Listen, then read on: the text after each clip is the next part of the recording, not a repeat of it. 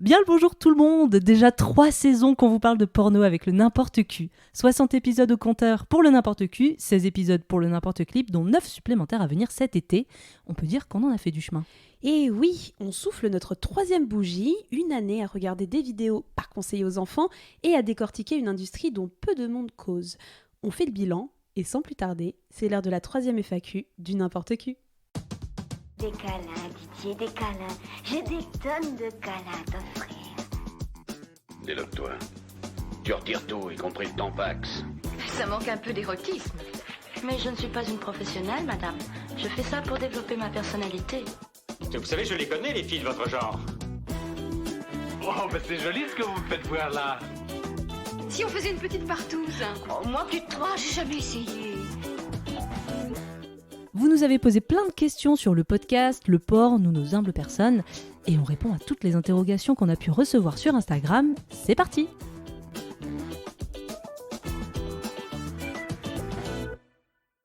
Vous nous connaissez, ça fait 3 ans, on aime autant catégoriser nos FAQ, donc on va pas perdre la main et on va commencer par tout ce qui va concerner le personnel et nos personnes, à savoir, première question. Bon, c'est un peu la question, donc si vous faites le rapprochement entre les années, vous allez comprendre, mais quel âge avez-vous et qu'est-ce qu'on fait dans la vie? Mina, quel âge est-ce que tu as? Quel âge est-ce que tu viens d'avoir, Mina? J'ai 30 ans et 1 semaine. Oui, joyeux anniversaire, Mina! Ça y est, elle a 30 ans, Ça l'âge y qui est est. rendu tes temps. Je viens de passer un step dans la vie là. Alors, ça fait quoi d'avoir 30 ans? Bon, ça fait rien du tout. Voilà. Clairement, ma vie n'a pas changé. N'ayez pas peur. Depuis une semaine. Et qu'est-ce que tu fais dans la vie, Mina? Eh bien moi, je fais sensiblement la même chose que l'année dernière, je pense. Non, pas tout à fait, c'est vrai, j'ai changé de boulot quand même cette année. Donc je travaille dans la communication digitale, le community management, les réseaux sociaux, les influenceurs, dans le monde de l'édition BD. Et ça se passe bien, écoute, voici 1 an que j'y suis pour l'instant, donc tout roule, j'ai envie de dire. Et toi donc, Jade, quel âge as-tu? Que fais-tu dans la vie? Eh bien, écoutez, j'ai 1 an de plus que l'année dernière, à savoir 28 ans. J'ai failli dire 29, mais j'aurai 29 ans en septembre du coup, mais j'ai 28 ans, pas encore 30. Hey. Et qu'est-ce que je fais? Non, ça va, je le vis bien. En vrai, la trentaine, pour moi, 30 ans is the new 25, et comme 35 ans sera de nouveau 30. Mais ça va, la trentaine, je vais bien la vivre, je me fais pas trop de billes. Et de toute façon, il faut qu'on y passe. Donc que tu le vives bien ou pas, bah, ça va arriver. Et qu'est-ce que je fais dans la vie? Bah, je fais toujours la même chose qu'il y a même maintenant 2 ans. Je suis dans la 3e année de mon activité. Je travaille toujours dans les dessins animés. Je fais pas mal de petits trucs dans le coin des effets spéciaux d'une certaine série française de qualité. Et voilà, écoutez, j'ai hâte que ça sorte, j'ai hâte que ça se termine. Donc voilà, tout se passe toujours bien. Je suis toujours contente de ce que je fais et c'est toujours aussi chouette de faire des dessins animés avec des gens merveilleux et fantastiques que je rencontre tous les jours. Deuxième question, comment vous allez et est-ce que l'année s'est bien passée pour vous? Eh bien écoute, pour commencer, moi l'année elle s'est pas passée, ça a été, mais tu sais, j'ai eu mon petit coup de mou à la rentrée dont j'avais parlé sur les réseaux sociaux, sur Instagram. Donc l'année a été un peu compliquée pour moi sur le plan de la santé mentale, plein de petites choses qui m'ont un petit peu pesé et qui me pèsent encore cette année. Mais écoutez, ça, il faut aller avec, je fais en sorte que ça aille bien dans ma tête et dans ma vie et ça va bien se passer, il n'y a rien de dramatique, il n'y a rien de grave. Mais voilà, en tout cas, si ça va pas trop, allez voir un psy, prenez soin de vous, prenez le temps, entourez-vous des bonnes personnes. Mais ça va quand même, je vois plus la pente qu'en septembre où c'était un peu drama et où vraiment ça allait pas. Donc, et j'étais bien entourée, en particulier, bon, pas par toi, Mina, hein, bien entendu. Non, moi je suis une personne très toxique, en fait on ne s'entend pas du tout. Non, donc, c'est purement professionnel. De toute Exactement. façon. Ah bah oui, exactement. Mais voilà, ça va mieux en vrai. L'année s'est bien passée, je suis quand même contente. En fait, c'est très con à dire, mais vraiment, le podcast, c'est le truc qui me raccroche vraiment et qui me fait beaucoup de bien. Donc merci le podcast, merci n'importe qui d'exister, merci Mina d'avoir lancé le projet avec moi parce que franchement ça fait du bien, ça aide à garder le moral et moi c'est quelque chose qui m'a fait énormément de bien et qui m'a rendu très heureuse cette année. Donc ça va, maintenant ça va mieux. Et toi donc Mina? Bah, comment l'année s'est passée? Bah, elle s'est bien passée. Un petit peu de stress parce que nouveau boulot quand même, Oui. que j'ai commencé en février. Donc assez intense, beaucoup de choses à apprendre, un peu besoin de prendre confiance en soi dès qu'il y a un nouveau boulot, de socialiser avec les gens. Donc voilà, c'est forcément une année un petit peu intense. Et comment je vais aujourd'hui? Moi perso, ça va bien. C'est l'été, actuellement présent, enfin dans quelques jours. Moi, le soleil, ça me met du baume au cœur, ça me fait du bien. J'ai l'impression d'être plus légère quand je me balade avec un rayon de soleil et mes lunettes de soleil sur le visage. Donc pour l'instant, tout va bien. Nouvelle question, est-ce que vous fatiguez pas trop à faire du podcast? Question plutôt intéressante. Ouais, ça dépend, j'ai envie de dire, mais c'est vrai que c'est un truc qui nous prend beaucoup de temps. On est quand même sur 2 épisodes par mois, c'est nous qui faisons tout, hein, sur la technique, l'enregistrement, les recherches, le montage, la préparation. Donc c'est vrai que c'est beaucoup de travail et il y a des coups de mou. J'avoue, il y a des moments où en fait, quand à côté ta vie perso et ta vie pro est chargée, et ben du coup forcément le podcast il empathie un peu sur notre énergie. Enfin, disons que plutôt la vie pro empathie sur le podcast parce que t'arrives plus fatigué sur un épisode que tu dois enregistrer. Des fois c'est un peu tu dois vite te dépêcher pour faire tes recherches parce que t'avais pas eu le temps la semaine précédente. Donc voilà, disons que ça dépend. Là on est vers la fin et c'est vrai que moi souvent vers la fin quand on fait combien d'épisodes par saison ? Par an, on fait à peu près 20 épisodes, plus les 8 du n'importe clip, ce qu'on fait. Et en plus, sachant que le n'importe clip, comme on veut vraiment prendre une pause pendant l'été, on enregistre tout d'un coup. C'est-à-dire que là, vraiment, le mois de juin, il est hyper chargé parce qu'on va enregistrer à la chaîne, préparer des émissions à la chaîne, plus les 2 épisodes du n'importe qui en juin, plus la FAQ. Donc c'est vrai que on est un peu maso, on y va vraiment à fond pour le dernier mois et ensuite on sait qu'on va sur 2-3 mois de vacances, donc c'est vrai que ça aide à tenir le coup, mais de manière générale ça se passe bien. Ça dépend aussi des événements qu'on va avoir dans le mois parce qu'on peut être invité dans des podcasts, on peut avoir des événements dans lesquels on est invité en rapport ou pas avec le podcast ou même la sphère sexo, des événements influenceurs, journalistes sexo, donc ça va, il y a des mois où en fait on va vraiment avoir que 2 épisodes à faire. En principe, ces mois, ils sont tranquilles. Comme on va avoir des mois où... on va parler du début d'année un petit peu plus tard, mais voilà, Paris Podcast Festival, on a été invité dans beaucoup de trucs. Ça fait beaucoup à gérer, mine de rien, au bout d'un moment. Même si on n'organise pas tout, ça fait beaucoup de choses à gérer. Et fatigué, ça dépend. En tout cas, je suis pas, moi, personnellement, fatiguée de faire du podcast de manière générale. Je suis contente quand on a des pauses. Et on va faire aussi en sorte d'aménager une nouvelle pause en décembre, comme on l'a fait pour cette 3e saison. Ça fait beaucoup de bien de prendre un mois de pause. Donc on va refaire la même chose là pour le mois, pour l'année prochaine, petit teasing.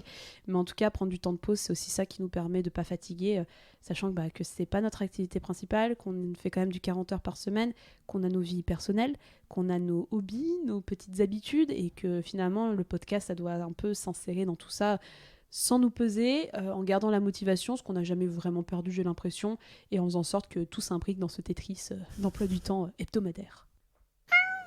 Nouvelle question, des retours de vos familles sur le podcast ? Alors, j'ai l'impression que ma famille n'écoute pas énormément de podcasts, mais comme mon entourage de manière générale, mais ils me font souvent des retours sur l'Insta.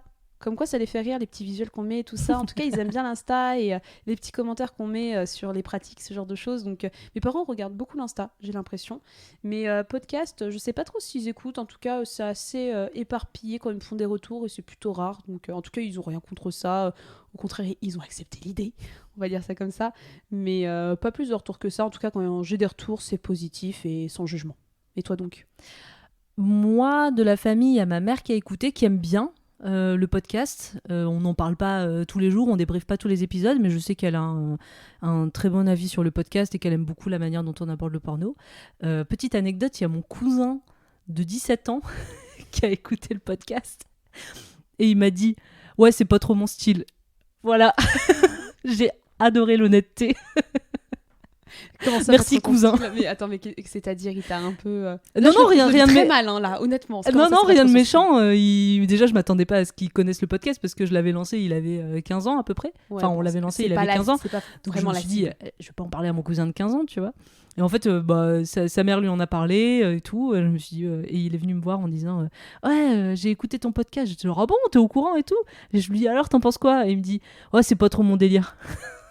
Voilà. Après, c'est spécifique. Hein. Je sais pas si. C'était pas méchant. Hein. Non, franchement, tout le monde n'aime pas. C'est pas un problème. Non, c'est pas grave. Et écouter du podcast aussi, tu vois, les gens sont pas forcément habitués.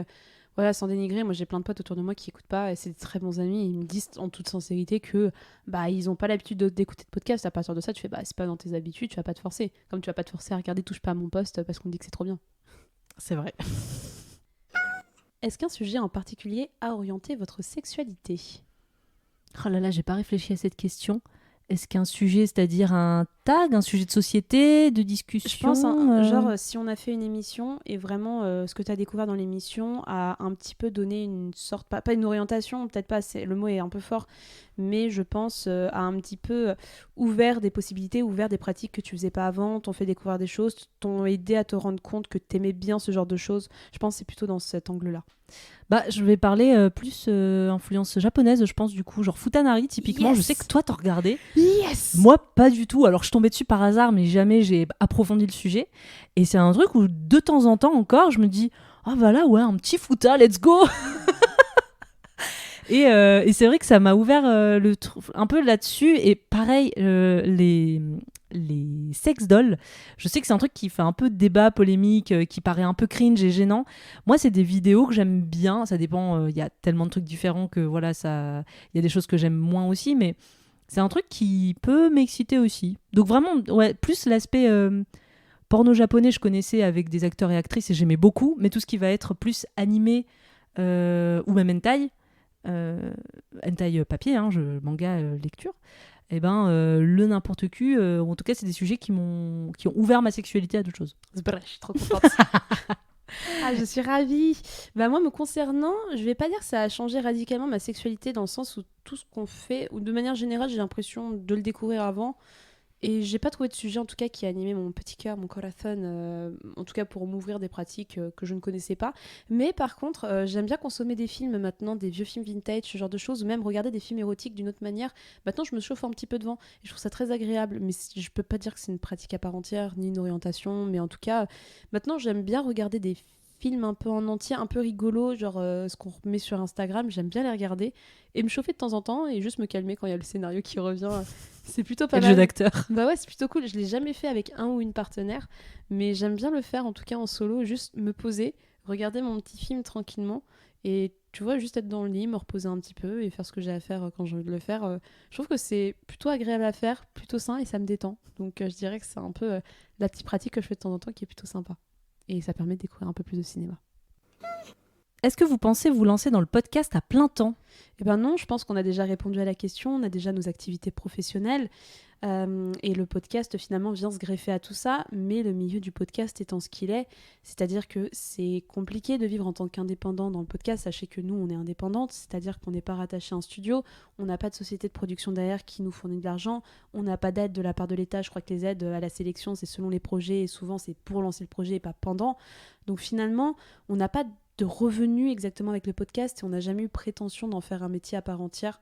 Mais ouais, moi c'est vrai que parfois je me pose la question, je me dis j'aimerais trop faire du podcast à plein temps, mais juste l'économie du podcast elle est tellement bancale et quand tu regardes ce que font les studios, je trouve que tout se ressemble et finalement, je sais pas si on peut avoir une grande liberté en allant dans du podcast sous label ou sous studio. En tout cas, c'est pas quelque chose qui m'attire pour le moment. Ouais, puis c'est vrai qu'on a quand même quelques exemples autour de nous de gens qui ont voulu se lancer aussi dans le podcast game à temps plein. Parce que c'est vrai que c'est des super projets, mais souvent c'est compliqué d'avoir les financements et de tenir sur le long terme. Donc l'économie, elle est trop bancale pour les petits qui sont pas soutenus, ou enfin qui sont pas soutenus par des grosses structures, ou quand tu es un peu personne, entre guillemets, tu vois. Genre nous, au final, on n'est pas des méga stars. Donc c'est vrai que c'est compliqué de se lancer. C'est toujours une toute petite minorité qui arrive à s'en sortir et à en faire un boulot à temps plein. Et je trouve que c'est un bon truc d'à côté. C'est vrai que ça nous prend du temps, mais on a aussi nos métiers qui nous passionnent à côté. Donc, c'est un bon compromis que d'avoir ce podcast à côté en passion, activité à côté, quoi. C'est ça, et moi je trouve aussi dommage, c'est que quand on parle de professionnalisation, forcément, alors je trouve qu'on s'est professionnalisé en podcast, c'est-à-dire que nous, on est capable en tant qu'indé de créer, produire, organiser, on a le matériel, on sait comment ça marche, on sait comment lancer un épisode, on connaît la sphère, donc j'ai envie de te dire qu'on est des professionnels du podcast, mais quand on parle de professionnalisation, on va parler également de monétisation, on va parler d'en faire une activité par laquelle tu te rémunères, et aujourd'hui, moi ce qui me saoule en tant qu'indé, c'est qu'on trouve pas de moyen de se rémunérer autrement que par un Patreon, un Tipeee, demander de l'argent aux gens qui écoutent, et je trouve que c'est cool de soutenir les créateurs et les créatrices que vous aimez, faites-le si vous avez les moyens, mais moi j'aimerais bien avoir une aide, je sais pas, une aide ou un truc comme ça, je sais pas si ça existe pour YouTube ou même Insta, où tu vois, je crois que t'es rémunéré à la vue ou je sais plus quoi, ou sur TikTok. Sur Insta, non, sur TikTok ils ont mis le truc en place, sur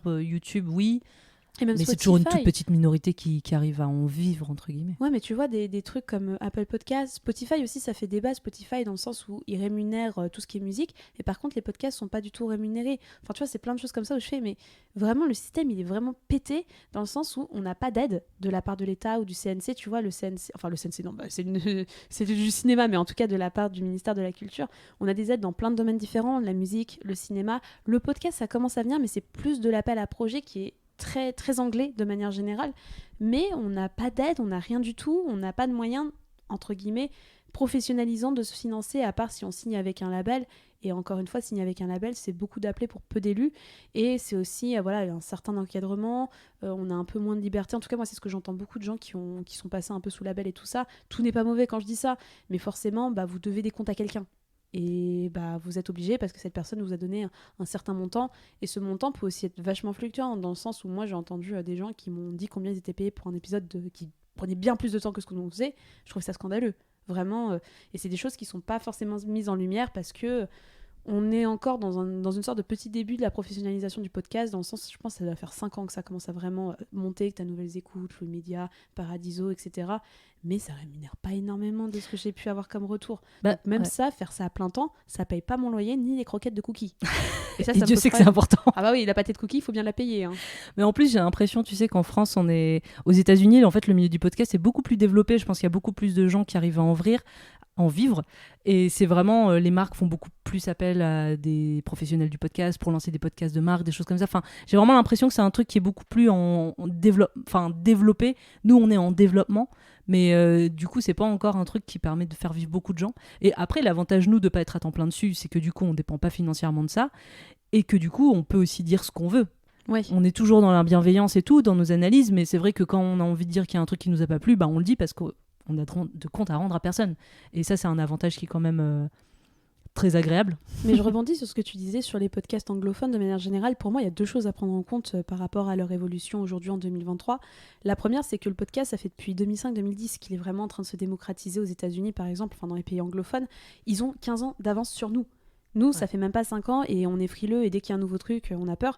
Et il y a aussi un deuxième truc pour moi à prendre en compte, c'est pour ça qu'on se fait niquer la gueule, de mon point de vue en France, c'est qu'un public anglophone, c'est pas le public francophone en termes de quantité de gens. Regarde, t'as tous les États-Unis, t'as l'Angleterre. C'est sûr. L'anglais, c'est une langue qui commence à être parlée vraiment à l'international. Tu vois, même moi, j'écoute énormément de podcasts en anglais. T'as l'Australie, t'as tous les autres pays Matt Chamberlain.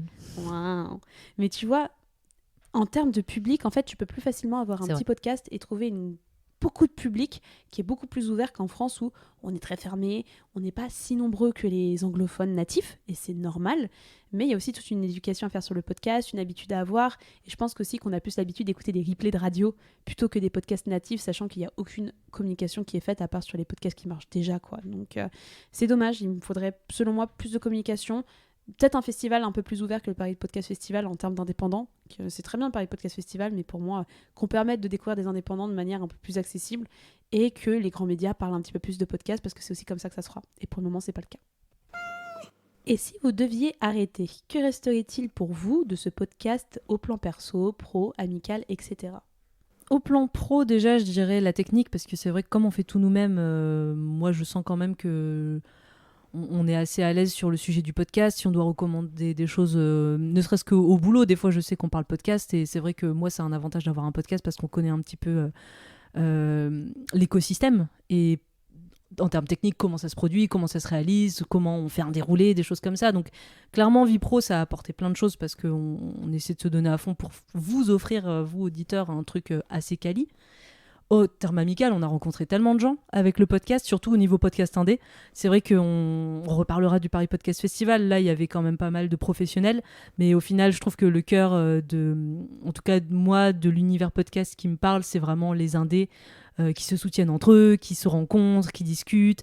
Et c'est vraiment des super rencontres. Et ça, pour le coup, sans podcast, c'est des gens que j'aurais jamais rencontrés. Donc ça, c'est vraiment génial. Et sur le plan perso... moi je sais que le n'importe qui, grâce à notre sujet déjà qui me passionnait à la base, j'ai appris plein de choses, et j'ai vu plein de choses que j'aurais jamais vues, des films, des parcours aussi, du coup voilà, c'est quand on parle de Sacha Grey au boulot, je peux sortir mes anecdotes. Ouais, on parle souvent de Sacha Grey au bureau. Bah ouais, mais moi, tu vois, c'est quelque chose qui restera aussi. Je te rejoins sur tous les points que tu as dit. Je vais pas compléter parce que franchement, tu as très bien dit les choses. Mais c'est quelque chose que je me suis rendu compte. Les gens s'ouvrent beaucoup plus à moi pour parler de pornographie et en ont pas peur. Et du coup, je trouve que tu peux avoir des sujets de conversation hyper intéressants, mais tu vois, en étant déconcerné, en tout cas, en mettant l'aspect sexuel, ça nous chauffe et tout ça de côté, parler de cette culture hyper confortablement, et même des gens qui sont un peu ouverts à moi, tu vois, qui sont devenus des bons amis, qui sont un peu ouverts à moi en disant on a découvert des choses et tout ça, et on va leur ton retour d'expérience. En tout cas, ça m'a permis d'avoir une plus grande liberté sur ma manière de parler de la sexualité que j'avais déjà auparavant. Mais là, parler de pornographie, j'ai toujours l'impression qu'on est un peu les deux seuls dans le game à vraiment en parler. Bon, on parlera d'un autre sujet après, mais en tout cas que vraiment... Moi, ça m'a permis d'avoir des conversations avec des gens qui savent qu'ils peuvent m'en parler sans être jugés. J'ai eu un pote il y a pas longtemps qui me l'a dit littéralement. Et je trouve que c'est très agréable en fait d'être pas Madame Porno, mais en tout cas que tu puisses te dire que s'il y a des gens tu qui vas ont en envie d'en discuter parler, avec nous sans être ouais. jugé ou mal à l'aise parce qu'on a vu tellement de trucs et que rien nous choque, entre guillemets bien sûr, mais Ouais. qu'on est hyper ouverte à ça. Ça, c'est quelque chose qui me plaît beaucoup en fait et que je trouve très agréable de pouvoir avoir une nouvelle corde de conversation à mon arc. On passe à la deuxième catégorie de la FAQ, parler de cul sur Internet et, de manière générale, l'univers du podcast. On commence par la petite remise en contexte des chiffres un petit peu du podcast, tout ce qui va être les écoutes, Instagram, le Patreon. Bah oui, parce qu'il faut se le dire, on a dépassé la barre des 100 000 écoutes cette année. Youhou. Alors, je vais récupérer un peu mon portable. Ceci sont les aléas du direct pour vous dire exactement à combien on en est. Côté Insta, on a également passé la barre des 3000 followers. C'est pas rien non plus, tu vois. On est à 3160 et des brouettes à peu près. Donc, ça augmente de manière régulière. C'est plutôt agréable. Moi, j'aimerais bien qu'on passe la barre des 4000, 5000, quoi. Au bout d'un moment, c'est quelque chose qui me ferait beaucoup plaisir. Donc, je fais un petit all-time sur Arcast. Et je peux vous dire que même aujourd'hui, en termes de chiffres, nous sommes à exactement 142 000 écoutes, 229 000. Yes. Donc on se rapproche doucement mais dangereusement des 150 000 écoutes. C'est pas rien pour un podcast qui parle de pornographie. Aussi niche. Ouais. En termes d'écoute, à peu près sur un épisode, je dirais que on est à peu près à 2000 écoutes par épisode. Donc c'est bien, hein, franchement, 2000 personnes à peu près constantes qui écoutent chaque épisode, c'est pas mal. Il y a des gens qui vont réécouter exactement et les épisodes grandissent au fur et à mesure.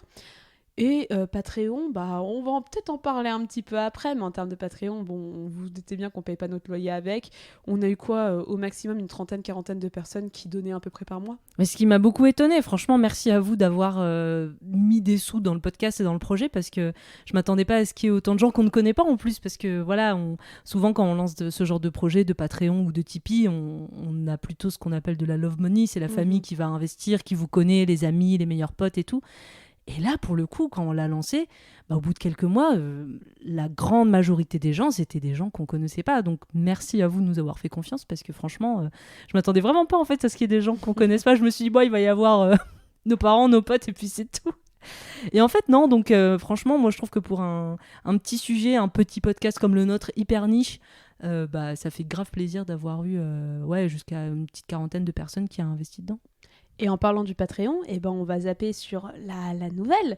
Le Patreon que nous avons lancé en septembre va s'arrêter à la fin du mois, fin juin. On va fermer le Patreon. Donc on tient à vous expliquer un petit peu le pourquoi du comment et à vous remercier de vive voix, franchement, pour toutes celles et ceux qui ont donné. Hein. Et comme disait Mina, pas que la famille, même des gens qu'on ne connaît ni d'Ève ni d'Adam et qui nous ont soutenus. Donc voilà, le Patreon va s'arrêter à la fin du mois de juin. Mina, est-ce que tu veux en dire un petit peu plus ? Pour plusieurs raisons. Tout d'abord, une question de temps. C'est vrai qu'on était hyper motivés, on l'a lancé, on a fait donc le Patreon, c'était des newsletters mensuels, c'était une loterie, c'était des cartes postales personnalisées. Donc c'était beaucoup de choses, et ce qui veut dire que c'est aussi beaucoup de temps d'investissement. Et le ratio au bout de quelques mois faisait que déjà c'était un peu compliqué de pouvoir tenir le rythme, de donner les newsletters à temps. Donc des fois, il y avait des petits retards, de faire les loteries aussi à temps. Donc c'est vrai qu'il y a un moment aussi, par respect pour tous ceux qui ont mis de l'argent dedans, avoir du retard là-dessus, c'est pas très respectueux, et on voulait pas non plus, entre guillemets, voler l'argent. Voilà, nous, on voulait respecter tout ce qu'on avait promis de faire. Et comme là, on sent que c'est de plus en plus compliqué avec déjà le podcast à gérer et puis nos vies professionnelles qui nous prennent pas mal de temps, et perso et amicales. Donc c'est vrai qu'on a tenté l'expérience, on a zéro regret, on a vraiment kiffé en vrai, hein, c'était vraiment cool. Et aussi en termes de temps, il y a cette fameuse newsletter qui nous prenait beaucoup de temps. Et c'est vrai que quand vous passez du temps sur une newsletter pour voir à la fin qu'il y a 4 vues, donc c'est pas du tout une critique qu'on fait, c'est juste un constat de se dire bon, est-ce que ça vaut autant le coup de vraiment s'investir et de passer du temps à faire des recherches, trouver des sujets, rédiger, Faire des mèmes. faire des mèmes pour que finalement ce soit pas vraiment vu, peut-être parce que ça intéresse pas énormément les gens, ou peut-être qu'ils savent pas, ou peut-être qu'on aurait dû communiquer d'une autre manière. Mais en tout cas, on voyait très bien que derrière, je vais pas dire que ça s'intéressait pas, mais en tout cas, ça rencontrait pas son public, ou en tout cas les gens lisaient pas. Donc on a fait bon, au bout d'un moment, on va peut-être pas non plus perdre ce temps qui est très précieux pour que personne ne lise derrière. C'est pas très grave, on le prend pas mal, mais Puis c'est vrai comme que moi, je sais que typiquement, je suis aussi abonnée à plein de newsletters. On est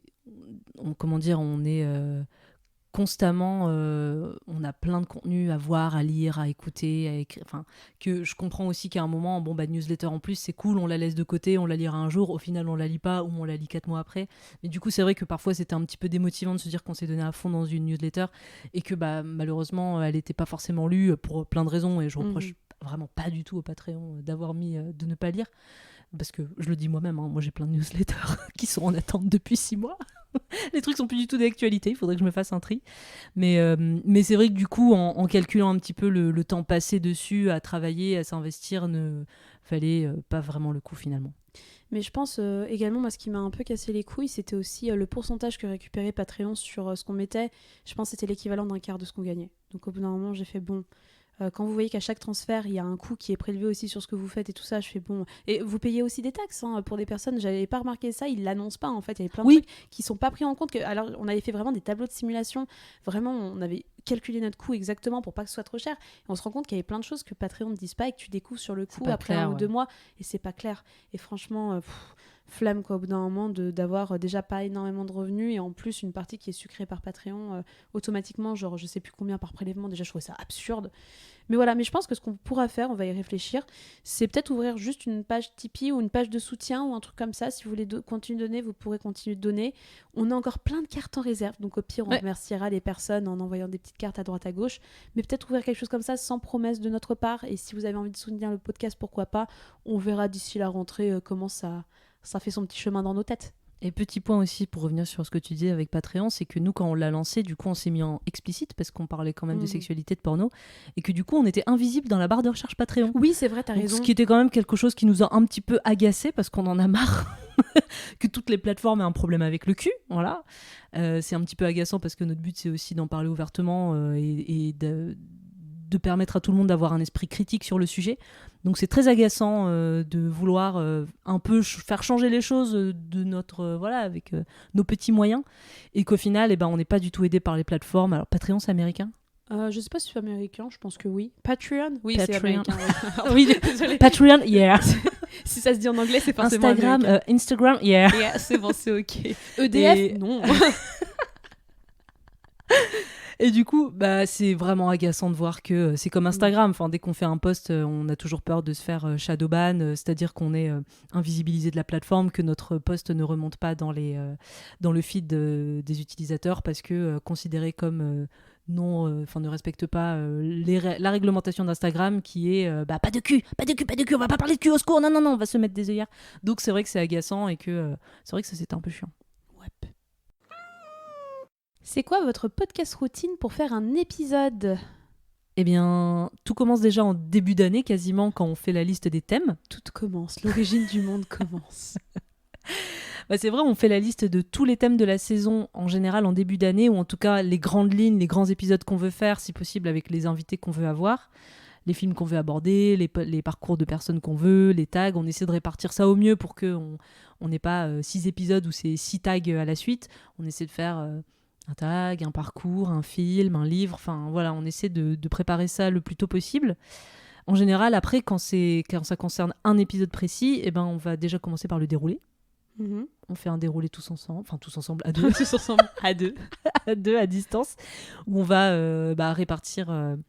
on va faire l'introduction et on va surtout faire les 3-4 gros points qui concernent la deuxième partie de l'épisode où on fait la discussion plus profonde. Et à partir de là, en général, on a déjà commencé à faire un petit peu nos recherches. Ouais. Ou à regarder les films ou ce genre de ou à choses. regarder les films, les tags, enfin les vidéos porno. Et puis après, c'est surtout la grosse partie recherche. Oui, c'est la grosse partie recherche. Après, on enregistre toutes les 2 semaines. Sachant qu'aussi, vous l'aurez remarqué, on fait une chronique une fois sur 2 chacune de notre tour. Donc, il y a aussi la chronique à écrire un petit peu de notre côté. Puis, une fois que c'est dans la boîte, écoutez, soit Mina, soit moi montons. Maintenant, on a un peu tendance à se diviser les épisodes qui sont un peu longs pour réduire le temps de travail parce que nous avons des vies très occupées. Donc, et qu'on n'arrive pas à faire réduire le temps d'épisode. C'est ça. Donc on fait ça, tout simplement, on monte, on programme l'épisode, souvent 2-3 jours avant, à peu près, on fait ça. Donc c'est pas plus compliqué que ça, faire un épisode de podcast, finalement c'est très tranquille, comme on a que le son, contrairement à YouTube où il y a la vidéo et tout ça à gérer, ça va pas plus loin que ça. Ensuite l'épisode est publié, nous on a un petit tableau où on suit les chiffres, donc on suit nos chiffres de podcast, l'évolution, les épisodes qui ont bien marché, ceux qui ont moins bien marché, voilà les thèmes qui vont un peu plus toucher les gens, et ça nous permet également de trouver un équilibre pour répartir les sujets sur la saison et essayer d'attirer l'attention des auditeurs et des auditrices. Question suivante. Alors, le Paris Podcast Festival, c'était comment ? Vous avez pas ramené la coupe à la maison ? Non, on n'a pas ramené la coupe à la maison, que voulez-vous ? Mais déjà, on était en sélection, donc pour refaire un petit peu l'historique, nous avons appris, en fait, chaque année, vous avez le Paris Podcast Festival, qui est un petit peu l'événement podcastique très professionnel, on va dire. Je crois que c'était le premier à exister. Peut-être que je dis une connerie, mais je crois qu'en tout cas, c'est le premier qui est aussi gros et qui a Oui, avec autant de médias qui soutiennent, qui font partie du truc aussi. C'est ça. Ça se passe à Paris, d'où le nom, le Paris Podcast Festival. Et en gros, chaque année, en fait, vous avez une ouverture aux candidatures. Je crois que c'est à peu près vers juin-juillet. Donc là, on va pas tarder à avoir celle de cette année, auquel on va souscrire. De toute façon, je pense que tous les podcasteurs indés, tous les podcasteurs pros vont souscrire pour essayer de placer un petit podcast en compétition. Et cette année, nous avons eu l'agréable surprise de voir que notre épisode sur Sacha Grey... Non, c'était sur Qu'est-ce que je raconte ? C'était pas Sacha Grey, c'était... Mia Khalifa. Mia Khalifa, putain, comment j'ai pu oublier. Mais notre épisode sur Mia Khalifa a été retenu dans la catégorie... C'était quelle catégorie ? C'était découverte... Découverte Radio France. Ouais, c'était Découverte Radio France. En Révélation. Tout cas, révélation, exact. Ah, je préfère ce mot. On était une révélation par Radio France. Donc on était cette année en lice avec 3 ou 4 autres podcasts également. Donc c'était une grosse découverte. Franchement, je crois qu'à chaque fois, chaque année, il y a 400 ou 500 candidatures pour 40 sélectionnés. Donc, c'était ouf. On était trop contente quand on a eu le mail. J'ai hurlé dans mon lit. Vraiment, littéralement, c'est le premier truc. C'est toi qui m'as dit, putain, je crois qu'on est sélectionné au Paris Podcast Festival. J'ai regardé, je fais ah. Donc c'est un gros événement. Vraiment, c'est un gros tremplin. Alors, est-ce que ça a été un tremplin ? On va vous dire juste après. Mais c'est vrai que c'est pas rien de se retrouver, surtout qu'on s'est retrouvé avec Flo Dinka qui était venu avec nous dans l'épisode sur c'était Four Chambers qu'il avait fait avec nous et qui a son podcast Mise à Mal, qui fait toujours actuellement, qui est sur un petit peu décrypter la masculinité et la manière dont notre société a tendance à la voir. Et on avait d'autres podcasts, il y avait Super Green Me également qui a bien monté en flèche depuis l'été dernier. Donc on était franchement avec des noms qu'on connaissait plus ou moins dans une belle sélection. Je trouve que le palmarès cette année du Paris Podcast Festival était très très bon, je trouve en tout cas. Et on s'est retrouvés là-dedans, un petit peu projetés dans, voilà, on est invité aux soirées, voilà, il va falloir rencontrer du monde. On était invités un petit peu à la cérémonie de clôture à laquelle on s'est rendu. Donc c'était très intéressant. Cependant, nous sommes plutôt déçus de la couverture médiatique qu'il y a pu y avoir de la part de notre hébergeur Acast. Là, on s'était dit c'était un peu l'occasion de se faire mettre en avant par notre hébergeur. C'était un peu l'occasion qu'on parle de nous. Et ça n'a pas du tout eu lieu. Ils ont préféré, après c'est un choix stratégique qui est le leur, mais ils ont préféré plutôt parler des gens qui avaient déjà gagné des prix les années précédentes et se concentrer sur les valeurs sûres. Et finalement, il n'y a eu quasiment aucune communication sur l'indé de la part de notre hébergeur et on trouve que c'est un énorme loupé de leur part, qu'il n'y ait pas de communication, que même dans les newsletters auxquels on n'est même pas cité, qu'il n'y ait même pas de mise en avant et on trouve que c'est un peu regrettable en fait de la part d'un hébergeur qui se veut du côté des podcasteurs, du côté un peu de l'indé, qui finalement fait beaucoup de copinage et d'entre-soi. À titre d'exemple, Super Green Me qui est chez Acast, voilà, la personne qui fait Super Green Me est en couple avec une personne qui pèse dans le podcast game, qu'on ne citera pas.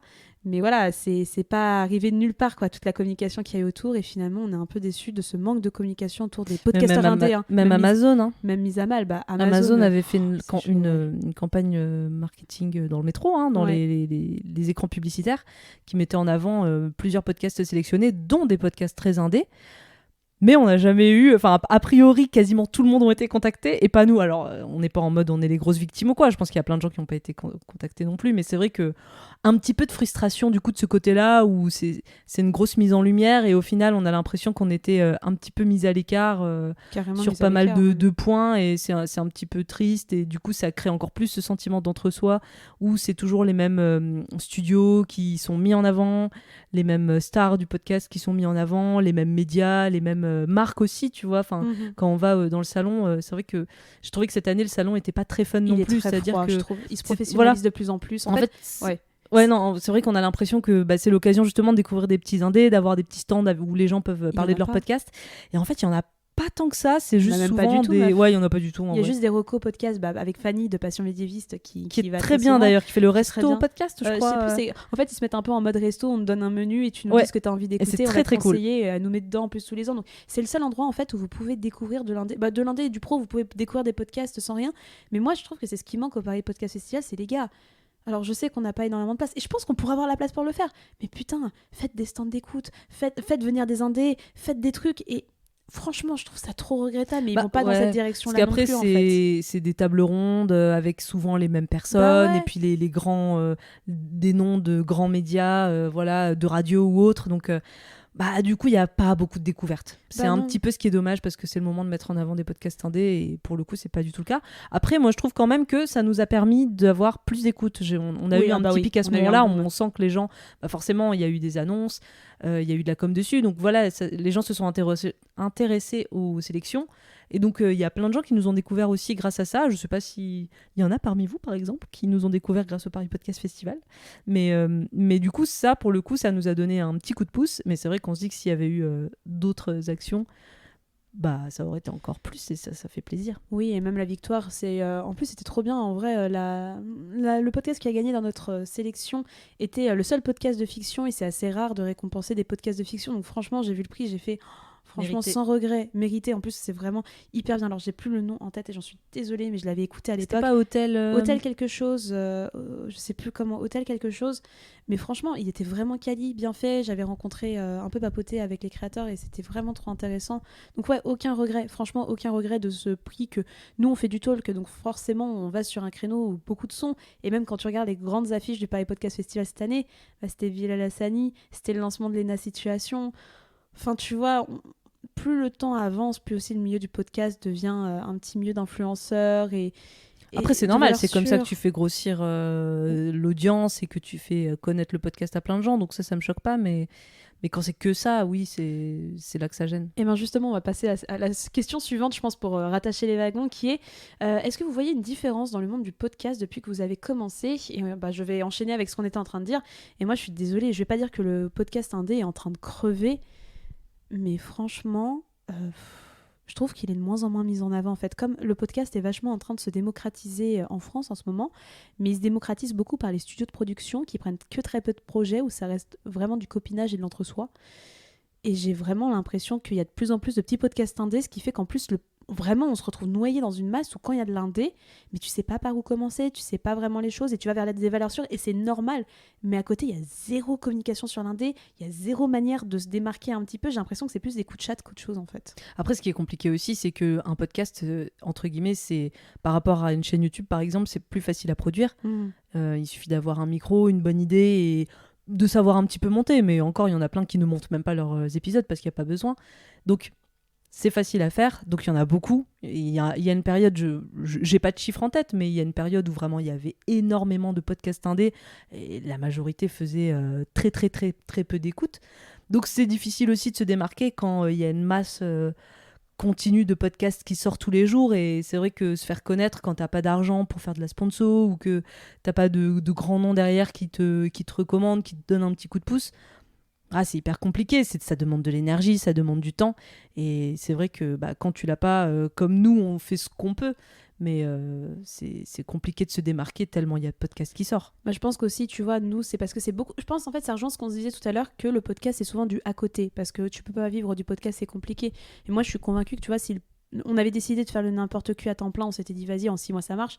on n'en serait pas à ce stade-là. Ça veut dire qu'on serait vraiment concentré, on aurait vraiment fait un travail de médiatique. Parfois, c'est juste aussi, on n'a pas le temps d'aller aux événements, ce qui fait que on loupe peut-être des opportunités, mais c'est notre choix, parce que notre podcast n'est pas notre activité principale.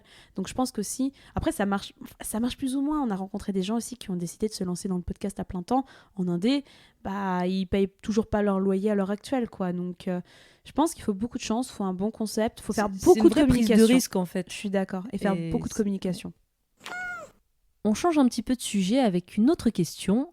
Finalement, c'est qui l'actrice X ou conventionnelle le plus sexy en 2023 ? Moi, je suis fan d'Abella Danger. J'adore Abella. C'est un peu ma découverte de l'année. Je suis tombée très amoureuse d'Abella Danger. Je trouve cette nana incroyablement belle. Donc moi, je vais dire acteur. J'ai pas découvert un acteur en particulier qui m'a marqué cette année, mais vraiment en tant que meuf. Et c'est une meuf vraiment grand public, encore une fois, mais Abella Danger, pour toujours, qu'est-ce qu'elle est belle. Qu'est-ce que je la trouve bien. Et je trouve qu'elle a vraiment un jeu fun. J'aime beaucoup cette actrice, en tout cas. Je crois qu'elle a gagné des AVN Awards et tout ça. En tout cas, qu'elle a un bon petit succès dans l'industrie du porn et que c'est vraiment une affiche montante de la pornographie actuellement. Mais Abella Danger, voilà, c'est ma belle découverte de l'année 2023. Je regarde dans mes notes, ma liste Not Safe for Work, parce qu'en vrai, Bella Danger, j'aime trop. Après, j'ai toujours mes classiques. Principalement, moi, c'est de l'anglophone. Je n'ai pas d'acteurs et d'actrices françaises qui m'ont vraiment marqué. Mais moi, j'aime bien Michael Vegas, qui est un acteur qu'on peut voir dans plein de films hétéros très mainstream et dans des trucs un peu plus indés aussi. Voilà, je trouve qu'il fait souvent des trucs assez rigolos. Il y a un truc où il se met un peu en autodérision et je trouve ça fun aussi de pas avoir le cliché du mec musclé bourru Viril, qui fait que taper dedans et faire la gueule et faire des grognements. Donc c'est agréable de voir un mec un peu léger qui se prend pas trop au sérieux mais qui fait l'amour avec brio. Après, c'est plus de l'indé, c'est pour ça que je regardais un petit peu dans ma liste, mais en fait, il y en a tellement. Un indé, j'en ai aussi beaucoup repéré, j'ai pas pris en note les noms, contrairement à toi, je n'ai pas été bonne élève, mais je regarde toujours un peu du Four Chambers et du Erika Lust, et à chaque fois, il y a plein de noms, alors je les ai pas, c'est pas bien, j'ai pas fait mes devoirs, mais il y a plein de noms que je suis aussi de manière indé, et je trouve souvent les actrices indé, j'aime beaucoup le mainstream, il y a pas de souci, mais j'aime beaucoup l'indé parce que ça apporte quelque chose. J'avais repéré une actrice trans aussi, alors je retrouverai son nom plus tard, tant pis, mais que je suis beaucoup, qui est dans beaucoup de productions Four Chambers et que je trouve formidable. Mais ouais, l'indé permet de découvrir des corps, des personnalités, aussi des personnes transgenres. C'est très intéressant, c'est très fourni, et c'est vrai que ça se détache du mainstream où on va rester sur du classique hétérosexuel qui correspond à des gens. Moi, tu vois, j'aime bien aussi, tu vois, mais... Voilà, c'est vrai que partir dans l'indé, mais en effet, il y a beaucoup de noms, je les ai pas en tête. Ouais, c'est ça, il y a pas mal d'amateurs. Moi, je vais citer une chaîne que j'aime bien, qui s'appelle Emuyumi Couple. C'est un couple, je crois que c'est un couple de japonais, hétéro. Et pour le coup, je trouve qu'ils sont très cute et c'est très sexy. Voilà, j'aime beaucoup. Donc c'est un petit peu le truc quand je veux quelque chose de doux mais très excitant. C'est une chaîne amateur que je trouve très sympa. Un tag à conseiller pour débuter dans le visionnage du porno. Ça dépend ce que vous aimez en fait. Il ne faut pas partir pour moi dans des extrêmes ou dans des choses que vous connaissez pas trop.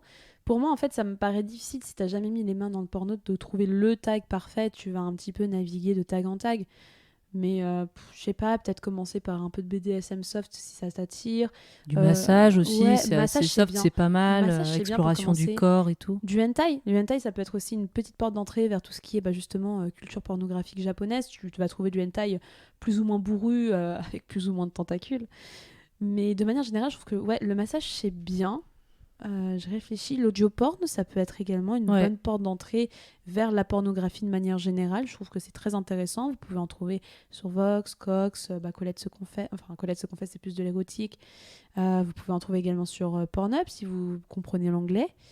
Après, des tags, vraiment, ça dépend ce qui vous attire en fait. Il n'y a pas de bon ou de mauvais tags. Faut explorer. C'est vrai qu'il ne faut pas aller tout de suite dans les plus gros, les tags les plus hardcore parce que ça peut rebuter quand on n'a jamais vu de porno. Donc ouais, moi j'irais sur des trucs un petit peu massage ou comment dire, le truc où tu te frottes, tu vois, t'as un petit peu ça. En fait, des trucs qui vont mêler séduction et acte sexuel et qui sont pas tout de suite en mode bam bam bam bam. Ouais, même par rapport à des lieux, tu vois, des lieux qu'on a pu faire comme le sport, le travail, le bureau, le milieu médical où c'est quand même bam bam bam. Et pour moi, si t'es pas assez au fait de de ce genre de choses, tu peux un peu... soit ça peut te dégoûter, soit Ouais, te je suis paraître d'accord. ridicule et du coup, t'as envie de complètement stopper le truc. Donc, je conseillerais quelque chose d'intime, de l'amateur. Ouais, Essayez de carrément. commencer aussi par de l'amateur. Repérer, moi, ce que je conseille, c'est commencer par des tags plutôt soft, genre massage ou soft BDSM. N'hésitez pas à taper ça si c'est des pratiques qui vous intéressent et que vous voulez en découvrir plus. Mais également, trouver des petits couples d'amateurs. Parce que vous savez que l'amateur, normalement, vous n'allez pas tout de suite dans du boom-boom. Il y en a qui y vont, il n'y a pas de souci. On peut aller dans du triple anal, du quadruple anal, etc. Mais l'amateur, souvent, quand vous trouvez des petits couples amoureux qui se font plaisir, je pense que ça peut être une bonne porte d'entrée et une sexualité qui vous ressemble plus et du coup qui vous dégoûtera plus si vous cherchez vraiment ce côté réel. Contrairement à des productions mainstream où tu peux te détacher. Moi, j'aime beaucoup le mainstream aussi pour ça parce que c'est du cinéma, quoi. Ouais. Mais si vous cherchez quelque chose d'amateur. Pour le coup, notre épisode sur les couples amateurs, on a Léo et Lulu, mais on a aussi 2 autres couples, un couple hétéro et un couple de lesbiennes, qui pour le coup c'est vraiment des vidéos très sympas. Tu sens que c'est des gens qui s'aiment et c'est vrai que c'est assez doux et je pense que c'est l'une des meilleures manières peut-être de commencer à regarder du porno. Qu'est-ce qui a été le plus difficile dans le podcast entre visionnage et, je pense, le travail du podcast ? Je pense que c'était la question. Le visionnage, ça va être des sujets un peu sensibles où parfois tu peux tomber sur des choses que tu n'as pas vraiment envie de voir. J'ai pas l'impression que ça me soit tant arrivé que ça pour le moment. Peut-être les petits poneys. Et encore. On en reparlera. Et encore, c'était drôle, quoi, en vrai. Mais moi, difficile au niveau des visionnages. Moi, j'essaie juste de pas tomber sur des vidéos trop hardcore ou trop organiques. J'aime bien appeler ça les vidéos organiques sur lesquelles tu peux tomber un peu trop facilement à mon goût sur les sites mainstream. C'est ce que j'allais dire. Moi, c'est par exemple l'épisode sur les médecins. Le médical, ouais. Le médical où forcément t'as beaucoup de vidéos en mode gynéco avec caméra embarquée. Et ouais, non, moi ça dépasse ce que je peux. C'est peut-être ce qui me rebute le plus avec les pratiques très hardcore. Et au niveau du podcast de manière générale, difficile c'est de tenir le rythme, mais sinon il n'y a rien de bien difficile, j'ai l'impression. Il n'y a pas de sujet de Discord, on s'entend bien. Franchement, il n'y a rien de difficile en tout cas, donc on va pas dire c'est un long flap tranquille, mais en tout cas, rien qui nous dit, qui nous pose question de nous arrêter ou pas. On entend souvent dans vos épisodes que ça a l'air compliqué de parler de porn. Vous en pensez quoi maintenant ? Ça l'est toujours. Ah ouais, ça l'est toujours. Et voir, je sais pas si... Je vais pas dire forcément plus chaud, parce que non, c'est pas plus chaud qu'avant, mais c'est compliqué, quoi, les gars. Mais faut vous relaxer l'anus, quoi. Au bout de... Non, mais ça me saoule. Un coup de popper, si c'est bon, on se détend. Et encore, ça dépend lequel. Mais franchement, par expérience, mais putain, mais je comprends pas ce qui bloque. Enfin, je comprends que c'est pas facile de parler de sexualité, mais en fait, je vais pas tant parler du fait qu'on puisse en parler entre nous que du fait que côté média, côté grand public, c'est bloqué. C'est vraiment toujours bloqué. Et nous, on a toujours cette sensation de se retrouver toujours à l'écart par rapport à notre sujet. Et même parfois dans les événements sexos, je vais pas dire que c'est mal pris, mais tu sens que c'est pas un sujet dont les gens veulent parler. Je peux le comprendre aussi, t'as pas forcément envie, mais il y a un blocage. Moi, je sens qu'il y a toujours un blocage et qu'il y a un nœud qui est en train de se consolider et qui se consolide aussi par le fait que sur les réseaux sociaux, Instagram, TikTok et tout ça, on peut pas parler de sexualité ouvertement. Moi, je trouve que c'est un nœud aussi qui bloque énormément. Ouais, c'est clair, ça coince. Et puis même au niveau politique, là, il y a eu quand même plein de communiqués, d'enquêtes, de trucs qui ont été faits par les politiques sur le porno. C'est toujours pris de manière négative. Il y a plein de problèmes, évidemment, dans la production pornographique, dans le traitement des actrices, qui est terrible et qui est à punir. Mais je veux dire, parler de sexualité, c'est vraiment... Alors oui, parler de bien-être sexuel, c'est de plus en plus relax là-dessus. C'est normal. Mais maintenant. on différencie le bien-être sexuel du porno. Le porno, c'est vraiment le grand méchant. Et j'ai l'impression que notre discours n'a pas changé là-dessus. En fait, ça change pas du tout. Et quand je vois les discours sur l'éducation sexuelle, et en gros, moi j'ai un problème, c'est que quand je vais sur les réseaux sociaux et que je vois un sujet qui peut faire polémique, je rentre dedans et j'ouvre les commentaires, je lis et je souffre, mais je le fais tout le temps. Et en gros, quand je lis des commentaires et des débats de gens sur l'éducation sexuelle qui sont complètement fermés à l'idée de parler de porno, je trouve que c'est d'une stupidité terrible parce que de toute manière, les enfants regarderont du porno ou tomberont dessus à leur insu. Oui. Donc du coup, je trouve que c'est vraiment débile de ne pas en parler parce que c'est un vrai sujet de société, ça a un vrai impact sur les gens, sur la vie sexuelle des gens. Donc je trouve que c'est complètement stupide de se mettre des œillères et de faire comme si ça n'existait pas. Et surtout, moi je suis toujours un peu choquée, alors choquée moindre mesure, mais des influenceuses sexos qui ne parlent toujours pas de porno. Et maintenant, c'est encore pire, je trouve, parce que vous avez cette merveilleuse application, on va la citer, qui s'appelait Femtasy, que vous bouffez à toutes les sauces, et en fait vous avez un discours qui est très rodé et qui est passé par toutes les influenceuses, enfin chez toutes les influenceuses qui parlent un peu d'intime ou de sexualité, qui est « Ah, tu en as marre du porno, le porno c'est vraiment pas bien, le porno c'est vraiment mauvais », et c'est la première ligne qu'ils prennent en fait pour dire « Mais chez nous, chez Femtasy, grâce à ça, oh là là, qu'est-ce que vous allez être bien ». Donc je dis pas le contraire, je dis pas que c'est du mauvais contenu, et on va faire Femtasy de toute façon, à un moment on le fera l'année prochaine je pense. Mais j'en ai marre que la première guideline que tu vas donner pour vendre du contenu érotique, voire pornographique, parce que quand même, hein, Femtasy, ils ont des catégories où t'entends des couples qui baisent, des choses que tu peux trouver aussi sur Pornhub. Donc voilà, moi, au bout d'un moment, j'ai envie de dire, mais moi, ça m'agace. Vraiment, là, je suis très agacée de voir des influenceuses qui vont te défoncer le porno pour vendre une autre forme de porno derrière. Et ça m'énerve parce que ce discours ferme encore plus les portes à ce que nous, on essaye de dire de... On vous dit pas que c'est mauvais, on vous dit pas que c'est bien, on vous dit qu'il faut s'y intéresser et en parler pour essayer de comprendre notre manière de voir la sexualité, notre manière de se comporter pendant l'acte sexuel et peut-être découvrir des pratiques qui vont vous plaire, et l'audioporn en font partie. Donc moi ça me saoule littéralement d'avoir vu en masse cette année, mais tout le monde en parlait, Macha, WeQ, Camille Laurent, mais tout le monde, même je sais. Enfin, tout le monde, même Clémity, tu vois. Et ça me saoule de voir vraiment, le premier truc, c'est le porno, c'est vraiment dégueulasse, c'est vraiment mal, c'est vraiment pas éthique, en fait. C'est vraiment catégoriser la chose. Et pour moi, en fait, ça fait beaucoup de mal à tout le discours qu'on essaye de tenir de « les gars, ne le condamnez pas. Vous pouvez le détester, vous pouvez le juger, parce qu'il y a des choses à juger, comme dans toutes les industries culturelles et créatives, comme dans le cinéma, comme dans la musique, comme dans la littérature, comme dans la politique. Là, faut que vous arrêtiez. Vous êtes dans la même branche qu'eux. Vous êtes juste en train de tirer sur les personnes qui font des mêmes choses que vous, en fait, et vous les dégradez. Et du coup, ces influenceuses, qui fait que quand nous, on est contact, de temps en temps, on a un contact, on voit que il y a une grosse prise de recul.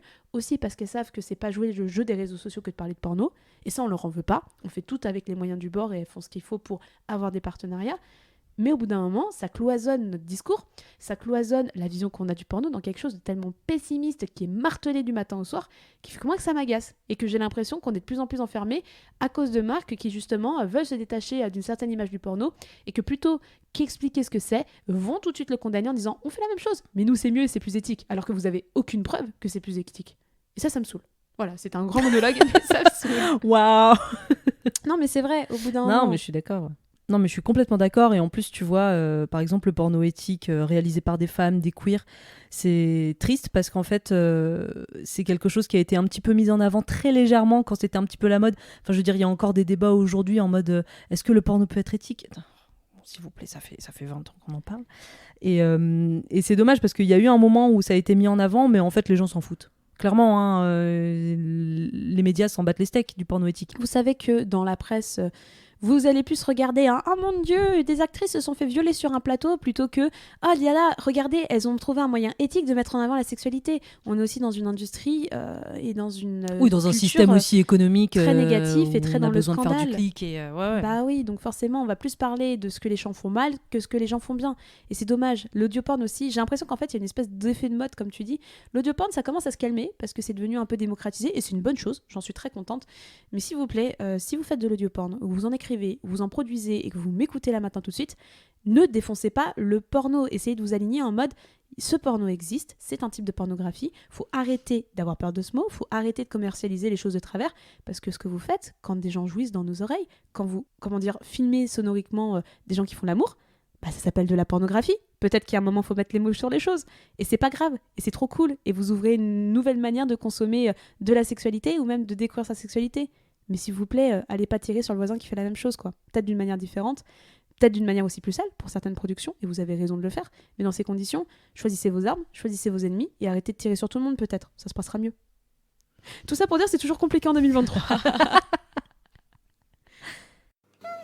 Question suivante. Avez-vous d'autres projets après le podcast ?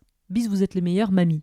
Alors, je sais pas si c'est ta mamie ou ma mamie. C'est pas la mienne non plus. Utiliser Instagram. Moi non plus. Donc, mamie, ravie de t'avoir rencontré. Peut-être que tu es une grand-mère qu'on ne connaît pas. D'autres projets, moi j'avais toujours mon projet de faire un podcast de films d'horreur. Alors, je vois qu'il y a plein de podcasts de films d'horreur qui ont popé et ça me casse un peu les couilles. Mais en même temps, j'ai traîné à le faire, ceci. Ton langage. Arrête, dis pas ça. Mais franchement, j'étais un peu déçue de voir qu'il y a... tant mieux, il y a plein de podcasts. Il y a Shadows qui a lancé son podcast qui est trop bien, que je vous conseille, qui est vraiment spécialisé sur un film. J'ai vu qu'il y avait un autre podcast qui jouait avec le même nom que ce que j'avais. J'ai fait, oh non, fais chier, moi ça faisait 1 an et demi que je l'avais dans les tuyaux. Mais en même temps, je l'ai pas lancé parce que j'étais trop mal à la rentrée pour me concentrer dessus. J'étais beaucoup trop mal et que c'était soit je faisais un autre podcast et je coulais littéralement, soit je prenais soin de moi et je ferais ce podcast quand je le ferais. Et peut-être que j'aimerais bien parler de ciné avec quelqu'un d'autre en vrai. J'aimerais trop parler de ciné, j'aimerais trop parler de musique. J'ai une personne en tête à qui je vais proposer un projet, je sais qu'il m'écoutera à l'heure actuelle. Mais j'aimerais beaucoup te parler de musique et j'ai un projet très perso. Je sais pas si je le sortirai, peut-être que j'essaierai de le vendre à des gens.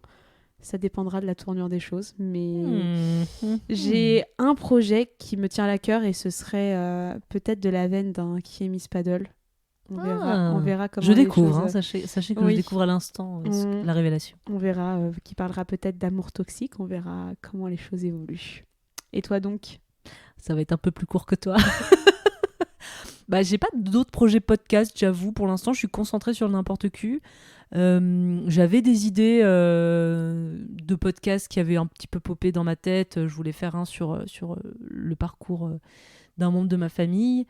Après, quelque chose d'un peu plus culturel. J'aurais voulu faire quelque chose sur les monstres, des choses comme ça. Mais ça prend tellement de temps qu'en vrai, là, j'arrive même pas à projeter sur d'autres projets podcast. C'est déjà bien de faire le n'importe qui. Vous avez 60 épisodes à écouter et plein d'autres sur n'importe clip. Donc c'est bien, on est bien là-dessus pour le moment. Ça veut pas dire qu'il y aura pas d'autres projets à l'avenir. En tout cas, de concret, n'importe qui, n'importe clip, ça reste. Vous seriez partante pour des collaborations avec d'autres podcasts ? On en a déjà fait, les copains. On en a déjà fait plein. On a fait pas mal quand même. Oui. Cette saison, on a eu Julie de 2 heures de perdu, on a eu Cinéra Meuf, on a eu Madame Meuf. Ouais, c'était trop cool. Et même, on est invité de temps en temps. Alors, on a eu beaucoup d'invitations en début d'année. Là, on en a eu un peu moins sur la deuxième partie de l'année. Et tant mieux, d'une certaine manière, on a pu se reposer. Mais on en fait déjà des collabs. Vous savez, vous glissez dans nos DM et on vous répond. De manière générale. Ouais, carrément. Il n'y a pas de souci, en principe. On essaie de répondre à tout le monde. Je sais qu'il y a peut-être des gens à qui on n'a pas forcément répondu. Parfois, c'est juste une question de temps. Donc, si vous nous avez envoyé quelque chose et qu'on a dit oui, promis, on va vous répondre, relancez-nous. N'hésitez pas à nous relancer. On va pas le prendre mal. On va pas vous foutre devant. Juste relancez-nous. Parfois, c'est juste des questions de temps, mais bien entendu, on fait des collabs entre podcasts et on est partante pour inviter des gens comme pour être invité. Nous, il n'y a pas de souci, pas forcément pour parler de porno. On a déjà parlé de cinéma, on a déjà parlé de musique, de séries, on a parlé de plein d'autres choses. Donc, ouais, franchement, n'hésitez pas, un petit DM, ça mange pas de pain et on vous répondra dans tous les cas. Miaou.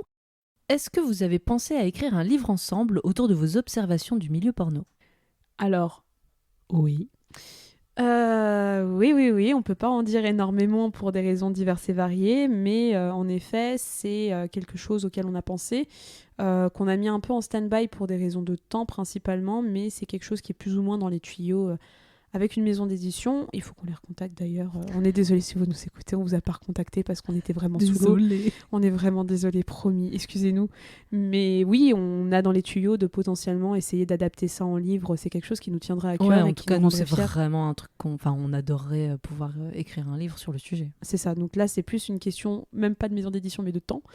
Donc il faut qu'on s'adapte en fonction de notre temps. On a quelque chose en tête, on a une guideline en tête, il faut qu'on s'y mette sérieusement. Mais ce serait un bel accomplissement. Je trouve que si un jour on doit arrêter le podcast, parce qu'on n'a plus le temps, qu'on a fait plus ou moins le tour des sujets, je trouve qu'un livre, ce serait un bel accomplissement de manière générale. Donc oui, on l'a dans les tuyaux. On va passer à toutes les questions qui concernent la saison 3, à savoir pour commencer quel fut l'épisode le plus dur à réaliser, le plus fun et le plus what the fuck. Et c'est à ce moment-là que Mina et moi sortons notre téléphone pour regarder la liste des Qu'est-ce épisodes qu'on de a cette année. fait déjà ? Il y a 20 épisodes, vous vous rendez pas compte, mais le temps passe vite à chaque fois. Chaque nouvel épisode, quand on dit le numéro d'un épisode, on fait « Oh, tu rends compte ça fait déjà 60 épisodes, le temps passe vite. » En vrai, je pense que c'est plus facile de trouver le plus difficile et le plus what the fuck. Mais le plus fun, il y en a beaucoup. Mais c'est vrai que je réunirais le plus difficile et what the fuck en même temps. Il s'agit pour moi de Mon Petit Poney, tout simplement. Tout pareil que toi, tout pareil que toi là-dessus. Non, ouais, c'était très compliqué. J'ai pas trop eu de mal avec Pokémon ou avec les Furies, tu vois, ça allait. Mais je sais pas, Mon Petit Poney, le cheval, non, j'arrive pas. Vraiment, ça m'a cringe beaucoup. J'ai trouvé les vidéos un petit peu cheloues et malaisantes. Y avait pas tant de fun que ça. C'était vraiment du porno, quoi. Mais aussi parce qu'il y avait tout un mouvement social, enfin un mouvement social, non, il n'y a pas de retard sur les gares SNCF, mais il y a tout un mouvement culturel qui s'est créé, qui est très malaisant et qui est très critiqué également. N'hésitez pas à écouter l'épisode, ce sera plus parlant, mais voilà, il y a les brownies qui est considéré comme une communauté, enfin qui a un pan de communauté très toxique. C'est aussi Et pas que, en plus, il y en a beaucoup où c'est vraiment des c'est pour ça que je dis un nounours, pan. Je dis c'est Ouais. un pan de la communauté, voilà. Mais comme il y a des dérives dans toutes les communautés, c'est pas une exception. Mais voilà, c'était aussi un phénomène social et culturel qui a été très interrogé. Et le fait que ce soit détourné en porno, c'est justement parler de tout ce pan de la communauté qui est un peu malsain d'une certaine manière. Donc, ouais, c'était assez malaisant. Dans les autres épisodes, je scroll, mais j'ai pas eu d'autres épisodes qui m'ont particulièrement mis mal à l'aise ou autre. Acheter du désir, Nintendo, c'était très chouette aussi à faire. Bah non, moi je dis c'est le seul qui m'a un peu mis les poils, mais dans ceux que j'ai kiffé faire. Je vais commencer par les sextapes de célébrités, mais parce qu'on l'avait trop en tête et c'était trop bien. Franchement, retracer l'histoire des sextapes de célébrités. Showgirl, c'était trop bien de le faire avec Alice. Ouais, Showgirl, c'est un de mes préfs. C'était vraiment trop bien. Influenceurs et porno aussi. En fait, j'aime bien moi, mais comme tous les ans, j'aime trop les sujets de société, les sujets où vraiment tu vas retracer l'enquête. Influenceurs et porno, c'était hyper intéressant. Mais pour plonger dans le dur du dur, j'ai trop aimé Nintendo. C'était vraiment trop fun à faire. Sacha Grey, c'était très chouette aussi.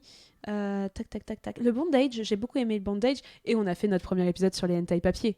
Et ça, il va falloir qu'on en refasse un parce que c'est un épisode que vous avez beaucoup apprécié, où on a eu plein de demandes de recommandations ensuite de hentai. Donc sachez que l'année prochaine, on en fera un, on fera une nouvelle sélection. On a bien rempli nos petites étagères de trucs. Et j'ai même un copain qui m'a ramené un hentai du Japon. Donc c'était dire, franchement, j'ai un produit hentai 100% japonais qui vient de Tokyo. Et j'en achèterai d'autres quand je partirai là-bas. Mais ouais, on vous refera un épisode sur le hentai. Toi, c'est lesquels que t'as vraiment kiffé ? Bah franchement, c'est quasiment les mêmes que toi. Moi, j'ai adoré faire le hentai. J'ai adoré faire Showgirls parce que je pense que ça joue aussi avec le fait que c'est un des meilleurs films du monde, tout simplement. Oui. En tout cas, un de mes films préférés. Donc c'est vrai que c'était très très agréable de pouvoir en parler avec Cinéra Meuf, qui est vraiment une personne passionnante. Écoutez son podcast. Et non, bah alors tout récemment, moi j'ai adoré faire Pirate 2. Parce que déjà c'était un film, c'était fun, c'est agréable, c'est léger. Et en fait, c'est une espèce de petite escapade temporelle dans l'industrie pornographique américaine des années 2000. Donc c'est assez fascinant. Et on a fait quand même un petit retour sur l'histoire du porno. Enfin voilà, je trouve que ça, même si c'est un film de 2008, voilà, ancré dans son époque, et ben ça raconte quand même pas mal de choses de l'industrie d'aujourd'hui, de l'évolution des longs métrages, de notre rapport avec la durée de visionnage de porno. Et donc ça posait plein de questions qui sont, je trouve, très intéressantes et moi qui m'ont passionnée. Donc voilà, je Pirate 2, et puis merde, putain, un film mainstream porno, incroyable. Ouais, mais c'est un cas unique, tu sais qu'on pourra pas retrouver ça aussi facilement je sais, ailleurs. je suis frustrée, je crois. Peut-être il faudra qu'on creuse, peut-être qu'il y a d'autres films un peu dans cet esprit-là. Mais... Peut-être qu'on fera Pirate 2 à chaque saison. Non, c'est mort. Qui est chaud? Par contre, on n'a pas fait Pirate 1. On n'a pas fait Pirate 1 et ça, je serais partante pour le voir en vrai parce que ça a été aussi une petite révolution. Après, la partie plus profonde, ce sera pas énorme, mais Pirate 1, ça pourrait être sympa. Quelle différence entre la saison 2 et la saison 3 est-ce que vous sentez toujours aussi à l'aise ? Moi, je me sens de plus en plus à l'aise. Je pense que c'est normal aussi. Avec le temps, on arrive à aller plus... Enfin, moi, je sais que j'arrive à aller plus vite dans mes recherches. Je sais où je veux aller. J'ai acquis plus de connaissances avec le temps aussi. Donc, il y a des choses que je sais. Donc, je sais chercher ce que je manque comme information. Et tout se répond finalement. Le milieu du porno, en fait, les sujets se répondent les uns les autres. Donc, c'est vrai qu'on a débarqué là-dedans. Pas vierge de toute connaissance, mais en tout cas, au bout de 2 saisons, vous voyez des connexions, des acteurs, des réalisateurs, des studios de production. Vous voyez des connexions qui se créent, ce qui fait qu'en fait, vous emmagasinez un petit savoir. Et chaque sujet, quand vous voyez ces connexions, vous pouvez le remettre en lumière et vous pouvez plus rapidement le remettre en contexte. C'est un petit muscle pornographique qui travaille dans notre esprit. Est-ce qu'il y aura une saison 4 ? Roulement de tambour. Il y aura une saison 4, bien entendu. Nous reviendrons pour une 4e saison l'année prochaine. Et justement, nous allons enchaîner avec les questions qui concernent la saison 4, à commencer par bravo pour cette super saison, la saison 3. Merci beaucoup. Merci. Un épisode prévu sur un type de sextoy ou une marque en particulier ? Ouais, moi je suis assez grave chaud. Alors, est-ce qu'un type de sextoy, ça fait un épisode complet ? Non, ça fait pas un épisode. Je pense pas. Une marque, il peut y avoir des marques très intéressantes. Je pense à Bad Dragon, par exemple. Ouais, mais tu fais pas un épisode sur Bad Dragon. Voilà, c'est ça. Ça fait un peu léger. Mais en fait, sachez que l'épisode sur les sextoys, il est programmé, on en parle depuis vraiment longtemps, le lancement. Mais le truc, ce qu'on voulait faire, en fait, c'est qu'on voulait garder cet épisode comme un épisode pour inviter. En fait, il y a des types d'épisodes qu'on va catégoriser comme des épisodes sur lesquels on sait qu'on peut ramener une personne pour en parler avec nous. Ça va pas choquer. Enfin, on va pas ramener quelqu'un pour parler de Mon Petit Poney. Voilà. Il y a des épisodes comme ça où on peut pas ramener les gens, mais un épisode on a de la compassion pour nos invités quand même. Bah c'est ça. Et l'épisode sur les sextoys, on était en mode putain, essayer d'avoir une Clemity Jane, elle a refusé pour des raisons qui lui sont propres et c'est pas grave. Essayer d'avoir une influenceuse qui parle régulièrement de sextoys, mais comme on vous l'a déjà expliqué auparavant, bah elles veulent pas parler de porno et à chaque fois on se prend des vents. Donc voilà, c'est un peu l'épisode où on se dit, on le garde un peu de côté aux choses, disant là c'est vraiment l'opportunité d'inviter quelqu'un qui pourra en parler plutôt à l'aise et qui ne sera pas heurté, qui ira dans des recherches sur des sujets qu'il connaît, qui peut nous apporter également des choses. Donc je pense peut-être à Amandine, en vrai, Amandine, notre copine qui a déjà fait Grey avec nous en saison 2. Je pense peut-être à Monsieur Jérémy, en vrai, que ça pourrait être intéressant. On lui a pas demandé à lui. Mais en tout cas, on a fait un peu tout le tour de la sexosphère et à chaque fois, soit on se prend des vents, soit on dit non, on veut pas parler de porno. Donc on a beau expliquer, dire là, c'est vraiment pour parler de sextoy, c'est quelque chose que tu vends tous les jours grâce à des codes promo. À chaque fois, on nous dit non, vraiment, on veut pas être catégorisé là-dedans. Donc au bout d'un moment, fuck off. On trouvera quelqu'un. On trouvera quelqu'un. En tout cas, c'est vraiment un épisode qui nous intéresse parce que c'est vrai que les sextoys sont. Enfin, c'est une catégorie à part aussi dans le porno. C'est beaucoup utilisé de plein de manières différentes, que ce soit des sex machines ou des objets tout seuls en particulier. Enfin, non, il y a plein de choses à dire. Donc ce sera fait. Maintenant, quand je sais pas si on la fera en saison 4, j'espère. Ce serait bien. Ce serait cool. En fait, on veut vraiment trouver la bonne personne avec qui en parler. Dites-vous que non, on ne ferme pas du tout la porte. Même on pensait catégoriser sextoy pour hommes et sextoy pour femmes. Mais ça dépendra de l'invité, ça dépendra de l'angle qu'on va prendre. Mais dans tous les cas, on en fera un. C'est juste comme dit Mina, la question c'est quand.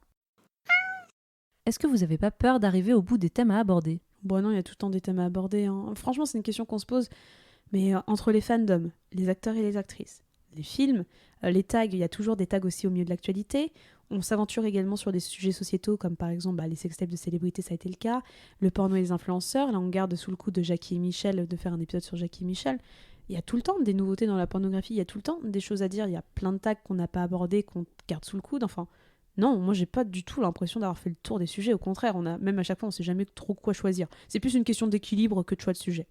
Miaou. J'adore votre podcast. Merci. À quand un épisode sur le Joy, donc le Jerk-Off Instruction?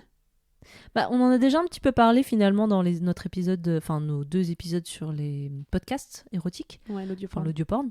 Donc on pourrait refaire un épisode en tout cas sur ce qu'on peut trouver podcast érotique plus porno, parce que c'est vrai qu'il y a pas mal de porno jerk-off instruction. C'est pas que de l'audio en fait, il y a des gens aussi qui se mettent juste face cam et qui vous expliquent quoi faire, qui sont des guides de masturbation en gros. Donc pourquoi pas, je pense qu'il est dans notre liste de thèmes de toute manière. Ouais, carrément. Donc on en fera un moment, il faut juste qu'on trouve les bonnes chaînes, les bons contenus qui touchent pas forcément à de l'audio porn, mais ça va venir. Je pense que ça se range un peu dans les instructions en mode des petits tutos. Il y a souvent des tutos sur Pornhub pour apprendre à faire une fellation, comment se comporter, comment doigter. Je pense qu'on pourra ranger un petit peu ça dans cette catégorie de les instructions de manière générale. Mais en tout cas, c'est dans les tuyaux. Avez-vous pensé à ajouter des extraits audio sur les passages que vous évoquez dans le podcast ? Alors, on s'est posé la question, mais il y a 2 freins qui vont faire qu'on va pas le faire. Le premier, c'est que quand vous écoutez un porno, vous allez plus entendre une gourgandine qui prend du plaisir et qui hurle à tout prix. Ou en fait, le porno, c'est très visuel, souvent le porno dont on parle. Donc finalement, mettre un extrait audio, ça va pas plus arroser les fleurs que ça, en fait. Vous allez pas plus visualiser les choses que ça. Vous allez juste entendre une meuf ou un mec qui est en train de faire des choses et vous allez pas voir, en fait, parce que on peut pas vous montrer sur les réseaux sociaux de manière générale pour les raisons que vous savez, et c'est normal. Et de la même manière que le porno qu'on analyse, à part l'audio porn, c'est un porno visuel. Donc vous mettre des extraits, ce serait pas possible. Et le deuxième frein, c'est que l'essentiel, je dirais 90% du porno qu'on évoque, c'est du porno anglophone. Donc à moins que vous parliez vraiment très bien anglais, on a peur que ça marque un frein et que les gens décrochent un peu si tout d'un coup, au milieu de l'émission, vous avez un dialogue en anglais, quoi. Donc désolé, mais non, c'est pas forcément un programme. On va rester sur un petit extrait en début de podcast. Mais il n'y a pas forcément de plus-value à rajouter un extrait et on a peur que ça coupe le rythme francophone de notre podcast qui est francophone avec un public qui ne comprend pas forcément l'anglophone comme nous. Donc désolé, mais non. Nouvelle question, toujours pas d'influenceuse sexo en guest, Macha, Wiku, Libellule, Orgasme et moi. Et on a un peu répondu à la question qui est que on n'a pas ratissé tout le monde, tu vois. Par exemple, il y a Libellule qui est citée. Libellule, je kifferais faire un épisode avec elle, je trouve que c'est une influenceuse vraiment top. On l'a déjà rencontrée, elle est très gentille et je pense que ce serait quelqu'un qui serait ouvert pour parler de ce genre de choses. Donc encore une fois, c'est une question de sujet à trouver, de rentrer en contact avec elle. Mais on a tenté les plus grosses et soit on s'est pris des vents, soit on s'est pris des non, on parle pas de porno. Donc ouais, ou pas de réponse, parce qu'en plus c'est des gens qui sont hyper sollicités constamment parce qu'elles sont énormément suivies, donc non, on a testé, ça n'a pas marché, voilà. Peut-être avec d'autres influenceurs, encore une fois il y a des influenceurs et des influenceuses qui pop tous les ans et qui prennent du galon ou des gens intéressants. Encore une fois, tu vois, on évoquait Monsieur Jérémy. Monsieur Jérémy, j'aimerais bien, on ne l'a pas contacté du tout.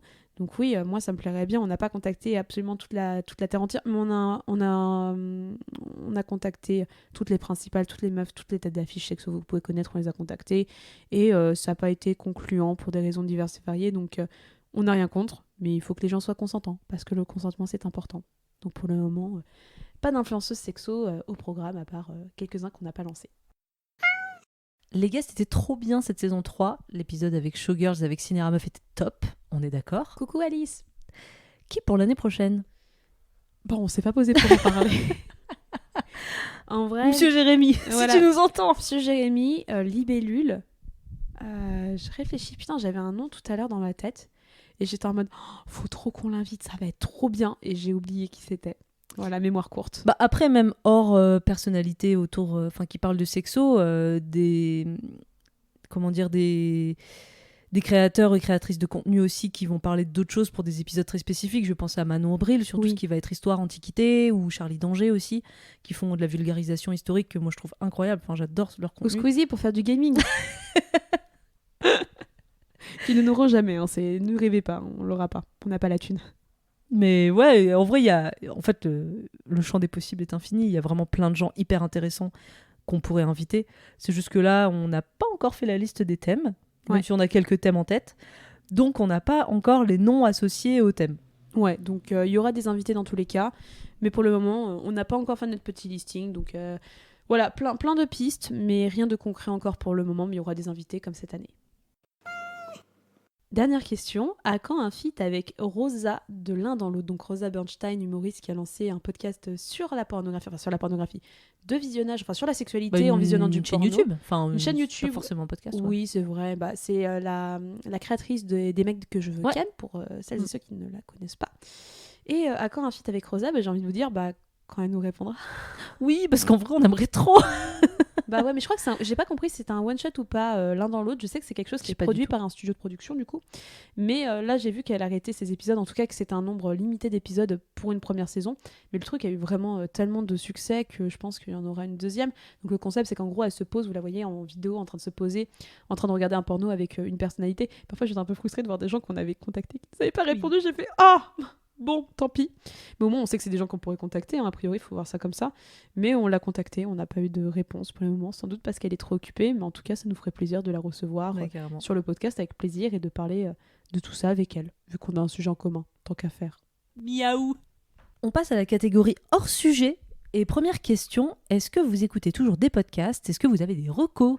Eh bien écoute, à ma grande surprise, je vais te dire que j'écoute un peu moins de podcasts qu'avant. Un peu moins qu'avant, mais peut-être... Non, on dit comment? Un peu moins que demain, mais un peu plus qu'aujourd'hui, peut-être. Non, j'écoute beaucoup de podcasts toujours anglophones. En fait, c'est horrible ce que je veux dire, mais j'ai l'impression d'avoir un peu fait le tour des podcasts francophones qui m'intéressaient. Aussi parce que mon temps est limité, malheureusement. Donc je vais rester sur les basiques 2 heures de perdu, même si Antoine est parti. Ça a été une grande perte dans ma vie. Mais oui, toujours du 2 heures de perdu, transfert et tout ça. Je suis un peu moins là-dedans. Mais j'écoute toujours des podcasts d'horreur, d'histoire d'horreur. Donc j'avais conseillé, il me semble, No Sleep podcast l'année dernière. Donc spoiler, je l'écoute toujours. Alors ma grande nouveauté cette année, c'est que j'écoute énormément de podcasts sur les animaux. J'adore écouter des podcasts sur les animaux. Donc là dernièrement de France Culture, j'ai eu Mécanique du vivant, qui est hyper intéressant, qui avait tout un sujet sur les requins et la manière dont c'était perçu. Et je kiffe, franchement, c'était trop bien. Attendez, je parcours également ma petite liste de podcasts enregistrés, que je vous dise exactement lesquels j'écoute. The Wild, justement, sur les animaux, podcast animalier. J'ai découvert un podcast sur les dinosaures. Qui s'appelle I Know Dino. J'adore. C'est trop bien, c'est un très bon podcast justement de paléontologue américain, et qui justement vont prendre plein de dinosaures et vont vraiment décortiquer tout ça, et c'est ma découverte de l'année, donc je suis ravie. En podcast d'horreur, j'ai également Knife Point Horror qui rejoint un peu le No Sleep podcast, et de manière générale, j'ai essayé la toile de d'Enjoy Phoenix, que je trouve plutôt intéressant sur le monde des influenceurs et influenceuses. Et ce que vous entendez en fond de podcast est la pluie, parce que nous enregistrons un soir d'orage. Donc, dans un choix de praticité, nous allons enregistrer avec des sons de pluie derrière. C'est très effrayant. Ouais, c'est arrivé d'un J'ai coup. peur, Jade. T'inquiète pas, c'est que la pluie, c'est que les dieux qui se mettent en colère. Mais ouais, j'ai cette étoile d'Enjoy Phoenix qui est pas mal, vraiment, qui décortique un petit peu tout le milieu de l'influence. Là, je vois que le dernier épisode remonte à il y a 2 mois, je sais pas si elle va continuer. Mais elle a fait un épisode avec Sananas. Bah, je vais l'écouter. Bah voilà, hein, je te fais découvrir quelque J'adore. chose. De manière générale, j'aime beaucoup. Faut fermer des fenêtres, je pense. Ah oui, j'ai une fenêtre d'ouverte. Attends, nous revenons, cher auditeur. Il y a un problème technique. Attends, mais c'est effrayant. Oh, le déluge là.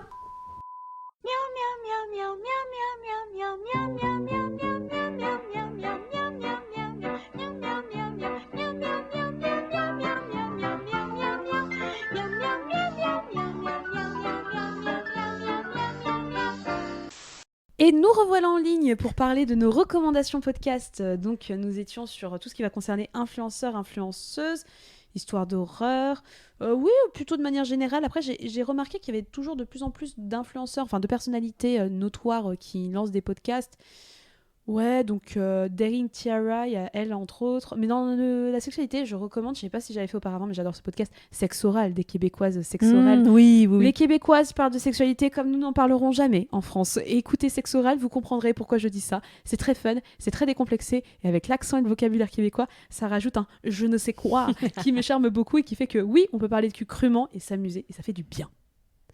Bah, moi, j'écoute moins de podcasts que toi, donc ça va être un peu plus rapide, mais je sais que moi, j'aime beaucoup tout ce qui va être histoire des médias et tout. Donc, typiquement, Media Story, j'aime bien. Leaks, j'aime bien. Enfin, c'est vraiment les histoires des chaînes de télévision, des émissions cultes, enfin, genre du Morning Live. C'est vraiment ma génération. Donc, ça, c'est des trucs que j'aime bien. Media Story podcast, Leaks pour tout ce qui va être un peu plus analyse marketing ou d'événements un petit peu comme. Après, il y a la saison des séries que j'aime beaucoup. J'ai participé à un épisode d'ailleurs enfin pas la saison des séries, mais surtout un pilote presque parfait sur Malcolm. Et donc eux ils vont faire un épisode sur un pilote. Donc moi après j'ai ce problème pour les émissions qui vont parler de jeux vidéo, de films, de séries, j'écoute pas si j'ai pas vu le truc. Parce que j'ai pas envie de me faire spoiler, j'ai pas envie de me faire influencer, donc dans ces cas-là ça va être comme les émissions de cinéma, souvent je n'écoute que les épisodes dont j'ai vu la série ou je sais que je vais pas regarder, donc je veux quand même par curiosité connaître le point de vue. Donc ça va être un petit peu ça. Et après en podcast influenceur comme tu parlais, moi je sais pas pourquoi j'aime bien Emma Chamberlain, c'est vraiment j'ai découvert cette influenceuse qui est genre une méga resta aux États-Unis. Peut-être la plus grande influenceuse, genre note Lena Situation en France, mais en mode encore plus en termes de popularité, de stats et tout. Et qui a un podcast et voilà, qui est très sympa, très Gen Z, mais j'accroche bien. On voit de plus en plus de podcasts en Reel ou sur Instagram ou sur TikTok.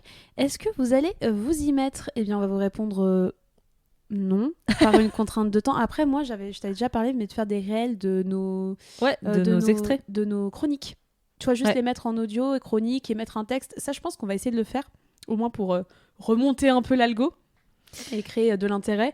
Mais on pense, en fait, si on fait... Alors déjà, TikTok... Putain. Pardon, je suis très choquée par la tempête, en fait. C'est le déluge à côté. Vous inquiétez pas, on a fermé les fenêtres, tout va bien aller. Cookie va bien, Mina va bien, je vais bien. Non, je vais pas bien. J'ai peur. Non, j'ai peur. Mais en tout cas, TikTok, on n'a vraiment pas prétention à se lancer dessus. On sait qu'il y a beaucoup de monde qui se lance dessus dans la sphère sexo. Très clairement, on n'a pas le temps de gérer un nouveau contenu. Donc si on le fait, c'est à partir du matériel qu'on a déjà et c'est en réel sur Insta. Mais ça va pas aller plus loin, ça va pas être... moi, j'aimerais bien, en fait, si je pouvais avoir le temps, ce serait faire des trucs où on monte notre visage et on parle vraiment de tag. Un truc vraiment très Instagrammable, en fait, c'est ça, le truc, c'est que TikTok, c'est un média qui marche principalement en mettant des visages en avant et en étant hyper régulier. Enfin, TikTok punit les régularités, punit les gens qui postent beaucoup et puis qui d'un seul coup ne postent plus et qui reviennent de nulle part. Donc en fait, c'est quelque chose d'hyper chronophage, ça demande beaucoup de temps. Donc c'est de l'investissement en plus et déjà niveau temps, on essaie de faire au mieux déjà dans notre Tetris pour pouvoir faire tout ce qu'on veut de la meilleure des manières possibles. Donc un TikTok en plus c'est compliqué, montrer sa tête c'est compliqué, le faire tout le temps c'est compliqué. Donc ouais, réutiliser le matériel qu'on a pour faire des reels, oui pourquoi pas, mais je pense pas qu'on aura un TikTok d'ici là. Alors je voudrais revenir sur un truc parce qu'on montre un petit peu plus nos visages maintenant sur Insta. Mina via des filtres, moi j'en ai plus rien à foutre, très clairement j'ai abandonné l'idée et j'ai pas envie de me cacher non plus.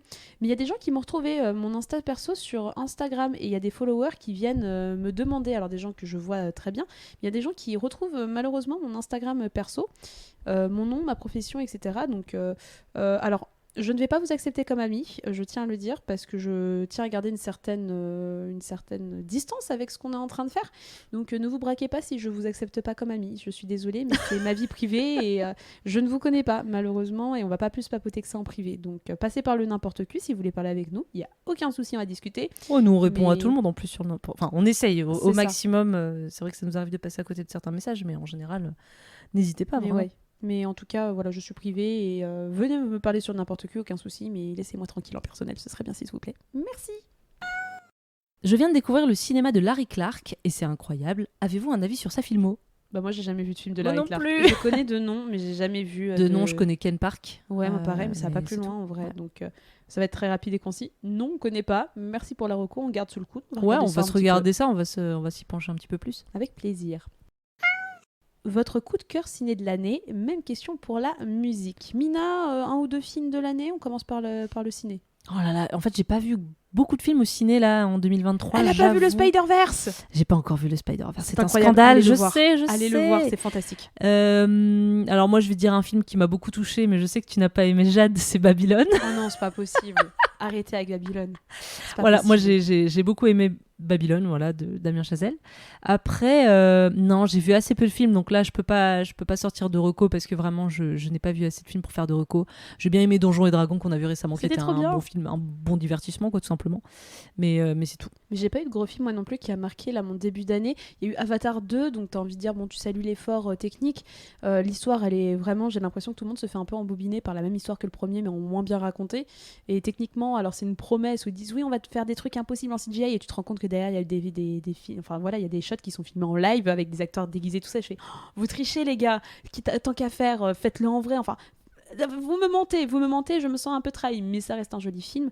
Mais tous les films que j'avais un peu spotés, que je voulais absolument voir, finalement c'était des déceptions. Franchement, j'étais en mode c'est pas terrible. J'ai pas eu une année cinématographique ouf. J'ai surtout parlé d'animation avec Le Chapeauté 2, très surprenamment, mais il est trop bien, vraiment il est trop bien. Je sais, faut que je Don- le voie, tout le monde. Donnez m'en parle. votre chance à ce film parce qu'il est vraiment bien. C'est le premier, je peux comprendre qu'on le trouve moyen. Le deuxième, vraiment, il est vraiment fou. Je vais parler d'animation également avec le dernier Masaki Yuasa, Inu-Oh, qui est fantastique, un opéra rock. J'ai pas pu t'emmener le voir parce qu'il a disparu trop rapidement des salles. J'étais le voir 2 ou 3 fois. Ça a été une claque. Je pense que ça a été ma claque de l'année. Et dernièrement, le Spider-Verse 2, qui est une révolution technique. On n'a jamais vu ça dans le monde de l'animation. C'est très intelligent, c'est très bien écrit. La musique, elle est fantastique. Le film est toujours au cinéma quand l'épisode sortira. Allez voir le Spider-Verse parce que franchement, c'est un fucking incroyable. Et en musique, Mina? Ah, j'ai pas grand chose non à dire. En tout cas, pas de nouveau. Je suis retombée dans des anciens trucs, mais j'ai pas de nouveautés, j'avoue, musicales. J'étais voir aussi, j'avais pas trop écouté sa musique, mais en concert Rina Sawayama, que je conseille énormément, qui est trop bien. Très très bon concert. Dernièrement, le dernier album de Kali Uchis, qui est toujours une diva de la pop et que j'aime d'un amour incommensurable, qui est génialissime. Sinon, dernièrement, j'essaye un peu de me prêter à la musique française grâce à Nico. Merci beaucoup Nico de me faire découvrir plein de choses. Donc Lolo Zouaï, qui est ma grosse découverte francophone de l'année. Mais sinon, ouais, je découvre pas mal de choses. Et si, bien entendu, mon dernier énorme coup de cœur, c'est le retour de Mélanie Martinez. Franchement, j'aime énormément cette artiste. Je trouve qu'elle fait une musique incroyable. Je trouve qu'elle a une manière d'écrire fantastique sur une musique très efficace. Donc vraiment, le dernier album, le revival de Mélanie Martinez avec Portals, qui est fou. Et je vais tout faire pour aller la voir en concert en fin d'année. On continue sur les recos, cette fois-ci avec nos recommandations YouTube. Alors moi, ça va être surtout de la musique aussi. Moi, mon gros coup de cœur de l'année, je le regardais plutôt un peu avant, mais c'est Stevie Music Feeling. Ah, j'adore. Incroyable. En gros, c'est un gars qui est hyper calé en tout ce qui va être musique R&B. Il fait un peu de pop aussi. Rap R&B, ouais, un peu de pop. Un petit peu de pop. Genre, il avait sorti une vidéo sur Katy Perry, sur la carrière de Katy Perry, qui était extrêmement complète. C'est quelqu'un qui fait des recherches, qui aime cette musique d'un amour et ça se sent, et qui va vous raconter le parcours d'artistes, des parcours d'albums, des polémiques. Les stratégies marketing aussi, ça oui, c'est vraiment top. Et il parle vraiment des labels, etc. Et je trouve que c'est l'un des rares, voire le rare en France, qui vraiment va là-dedans sans rester très en surface, comme d'autres que je regarde, que j'aime beaucoup aussi, comme Musical.ly, Popslay, j'aime beaucoup, mais ça va pas aussi en profondeur qu'un Stevie Music Feeling, où je sais que c'est recherché, c'est complet, il y a des trucs d'archives, vraiment tu vas tout savoir. Et là, il a sorti une vidéo sur Nelly qui est incroyable. Enfin, moi, c'est vraiment ma grosse reco YouTube si vous vous intéressez. Et même si vous vous intéressez pas énormément, c'est tellement des dramas. Commencez par regarder des vidéos sur Fergie, commencez à regarder des vidéos même sur les Destiny Child pour comprendre un peu ce qui s'est passé avec les Destiny Child. C'est des phénomènes culturels et musicaux qui sont uniques. Et Il raconte très bien ça. Il est très informé, il est passionné et franchement, c'est mon énorme coup de cœur de l'année. Stevie Music Feeling. Ouais, en plus, ça permet de vraiment découvrir l'écosystème de l'industrie musicale américaine et française aussi. Il a fait par exemple une vidéo récemment sur Tragédie. Oui, groupe elle Tragédie. est trop bien, elle est trop bien. Et c'est vrai qu'on découvre des choses. Enfin voilà, c'est vraiment quelqu'un qui s'y connaît, qui est très professionnel et ses vidéos sont incroyables. Moi, je vais rajouter 2 recos. Une reco sur la culture américaine. C'est un journaliste qui s'appelle Arthur Genre qui parle de la culture américaine, donc l'histoire des États-Unis, qui n'est pas très joyeuse, très honnêtement, mais il y a des vidéos aussi un petit peu plus joyeuses. Mais ça va vraiment vous analyser l'histoire, typiquement l'histoire de New York, l'histoire de Chicago, l'histoire de Détroit, l'automobile aux États-Unis, pourquoi c'est un phénomène comme ça. Les universités américaines, est-ce que c'est vraiment bien? Enfin, c'est vraiment quelqu'un qui fait des vidéos, ça va entre 20-30 minutes jusqu'à 1 heure. Et parfois des vidéos découpées en plusieurs parties. Mais c'est un mec qui est passionné des États-Unis, qui le transmet très très bien et qui n'hésite pas aussi à rappeler tous les travers de ce pays. Donc c'est assez passionnant. Et la dernière chaîne, moi, que j'adore, c'est Calmos, qui est une chaîne de cinéma, qui est une chaîne française. Et c'est des vidéos à concept un petit peu... Enfin voilà, ils ont testé plein de concepts différents. Ça parle de cinéma de manière, je trouve, très intelligente. Ça fait plein de recommandations. Et c'est vraiment passionnant et je recommande. Sinon, les habituels, hein, Norman, Dirty Biology, In the Panda. Ah oui, voilà, le les YouTube Game classiques. va mal. Bah oui, des vidéos saines et tout ça, on adore. J'aime beaucoup le format n'importe clip. Merci. Il y a plein d'influenceurs qui en parlent, en effet, en retour Poplet, Musical.ly, etc. Est-ce que ça vous tente de faire un format musical avec des featuring? Alors, moi, j'aimerais trop, c'est ce que je disais dans les projets de podcast, je veux trop parler de musique, j'aimerais trop faire de la review en fait d'albums. Des retours d'expérience, ce genre de choses, j'adore, j'aimerais beaucoup, mais encore une fois, c'est une question de temps, c'est une question de priorité par rapport au n'importe Q et n'importe clip. Mais en tout cas, je sais pas, on n'a pas forcément prétention à faire venir des guests dans les n'importe clip pour la raison que c'est censé être un format rapide, efficace et très rapide à produire en fait.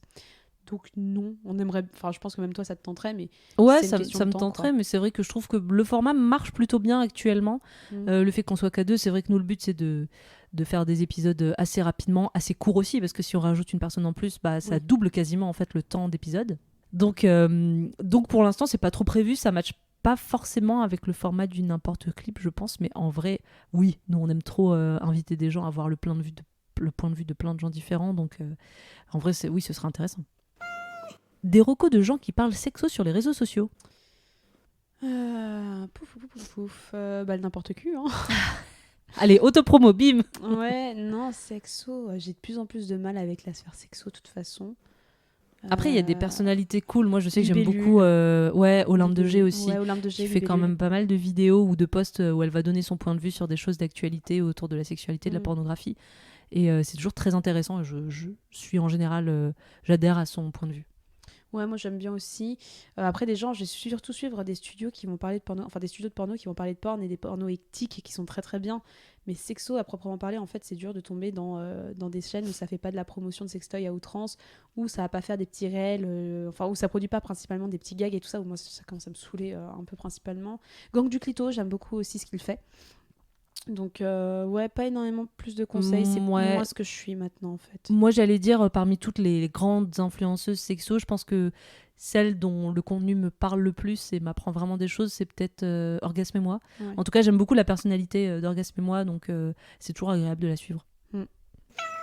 Bon, alors question qui va faire débat, sans doute la plus importante de toute cette FAQ. Chocolat noir ou chocolat blanc? Chocolat noir évidemment. Chocolat blanc. Non mais laissez tomber. On a eu tout un débat qui a soulevé les. On devrait faire une story à la une. On devrait faire une story à la une de tout ce qui s'est passé. Mais chocolat blanc, je sais que c'est gras, je sais que c'est sucré. Vous ne considérez pas ça comme du vrai chocolat et peut-être que vous avez raison. Mais je m'en carre le cul, c'est trop bon, laissez-moi tranquille.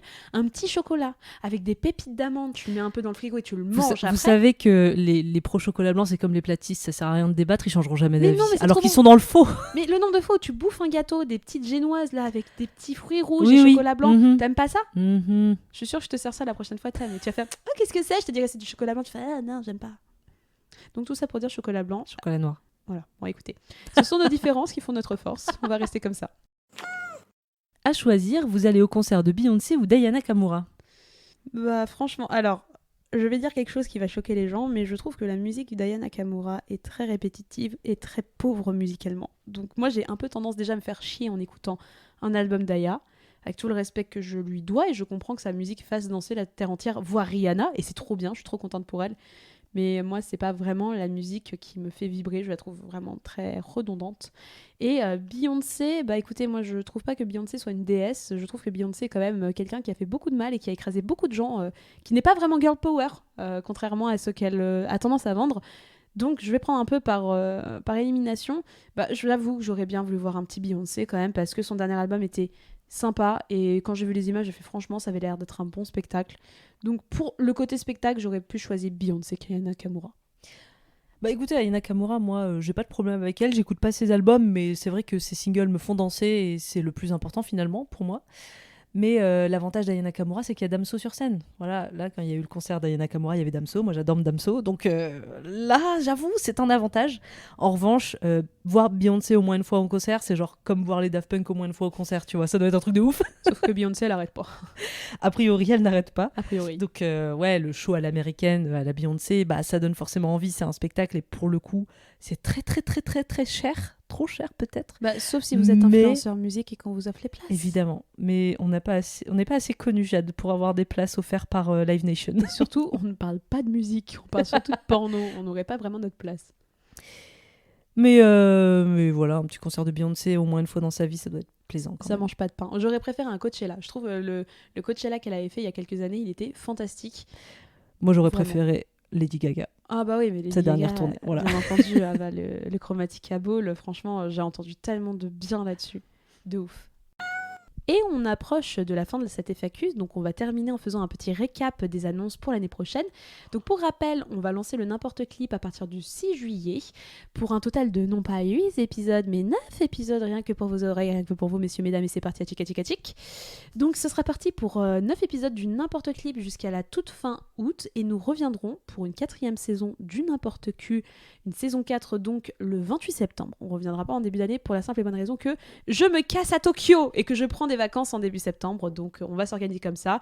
Je vous ferai des stories des boutiques de sextoy, je vous ferai des stories des trucs un peu chelous que je pourrais trouver là-bas, mais pour des raisons de prenage de vacances, on reviendra seulement à la fin septembre pour la 4e saison du N'importe Q. Et c'est la fin de la saison 3 du N'importe Q. Merci à celles et ceux qui nous suivent depuis le début, à toutes les personnes qui nous ont découvert en cours de route, à celles et ceux qui nous ont donné un petit coup de pouce avec le Patreon et à tous ceux qui continuent de nous encourager au quotidien. Merci de vos écoutes, merci pour votre bienveillance. On est hyper contente et je pense que ça on le répétera jamais assez. Donc n'hésitez pas à papoter avec nous en DM sur Insta. Comme d'hab, si vous voulez nous soutenir, n'oubliez pas de mettre 5 étoiles au N'importe Q sur Apple Podcast et Spotify. N'hésitez pas à partager le podcast dans le TGV, en haut-parleur direction vos prochaines vacances, en covote avec vos potes pour faire passer les kilomètres de bouchons, ou à votre mamie qui ne comprend pas le mot MILF. Et c'est pas tout à fait la fin, parce que pendant tout l'été et chaque semaine, on passe au N'importe Clip. On a sélectionné 9 clips hot et scandaleux pour vous faire transpirer en compagnie de Madonna, Nicki, Fatal ou NTM. Et vous pouvez d'ailleurs retrouver la playlist du N'importe Clip sur Spotify. Allez suivre notre Insta @n'importeq pour être au courant de la suite. Et d'ici là, on se retrouve très vite. Allez, ciao! Daniel, Julien, la route est longue, hein? Bon voyage, Maurice. Nous préférons rester ici. On va s'en donner à cœur joie. Salut, je vais me faire bourrer toute la journée, j'ai trouvé la queue qu'il me faut. Peut-être est-ce que vous la trouverez vous aussi. Hey, ciao.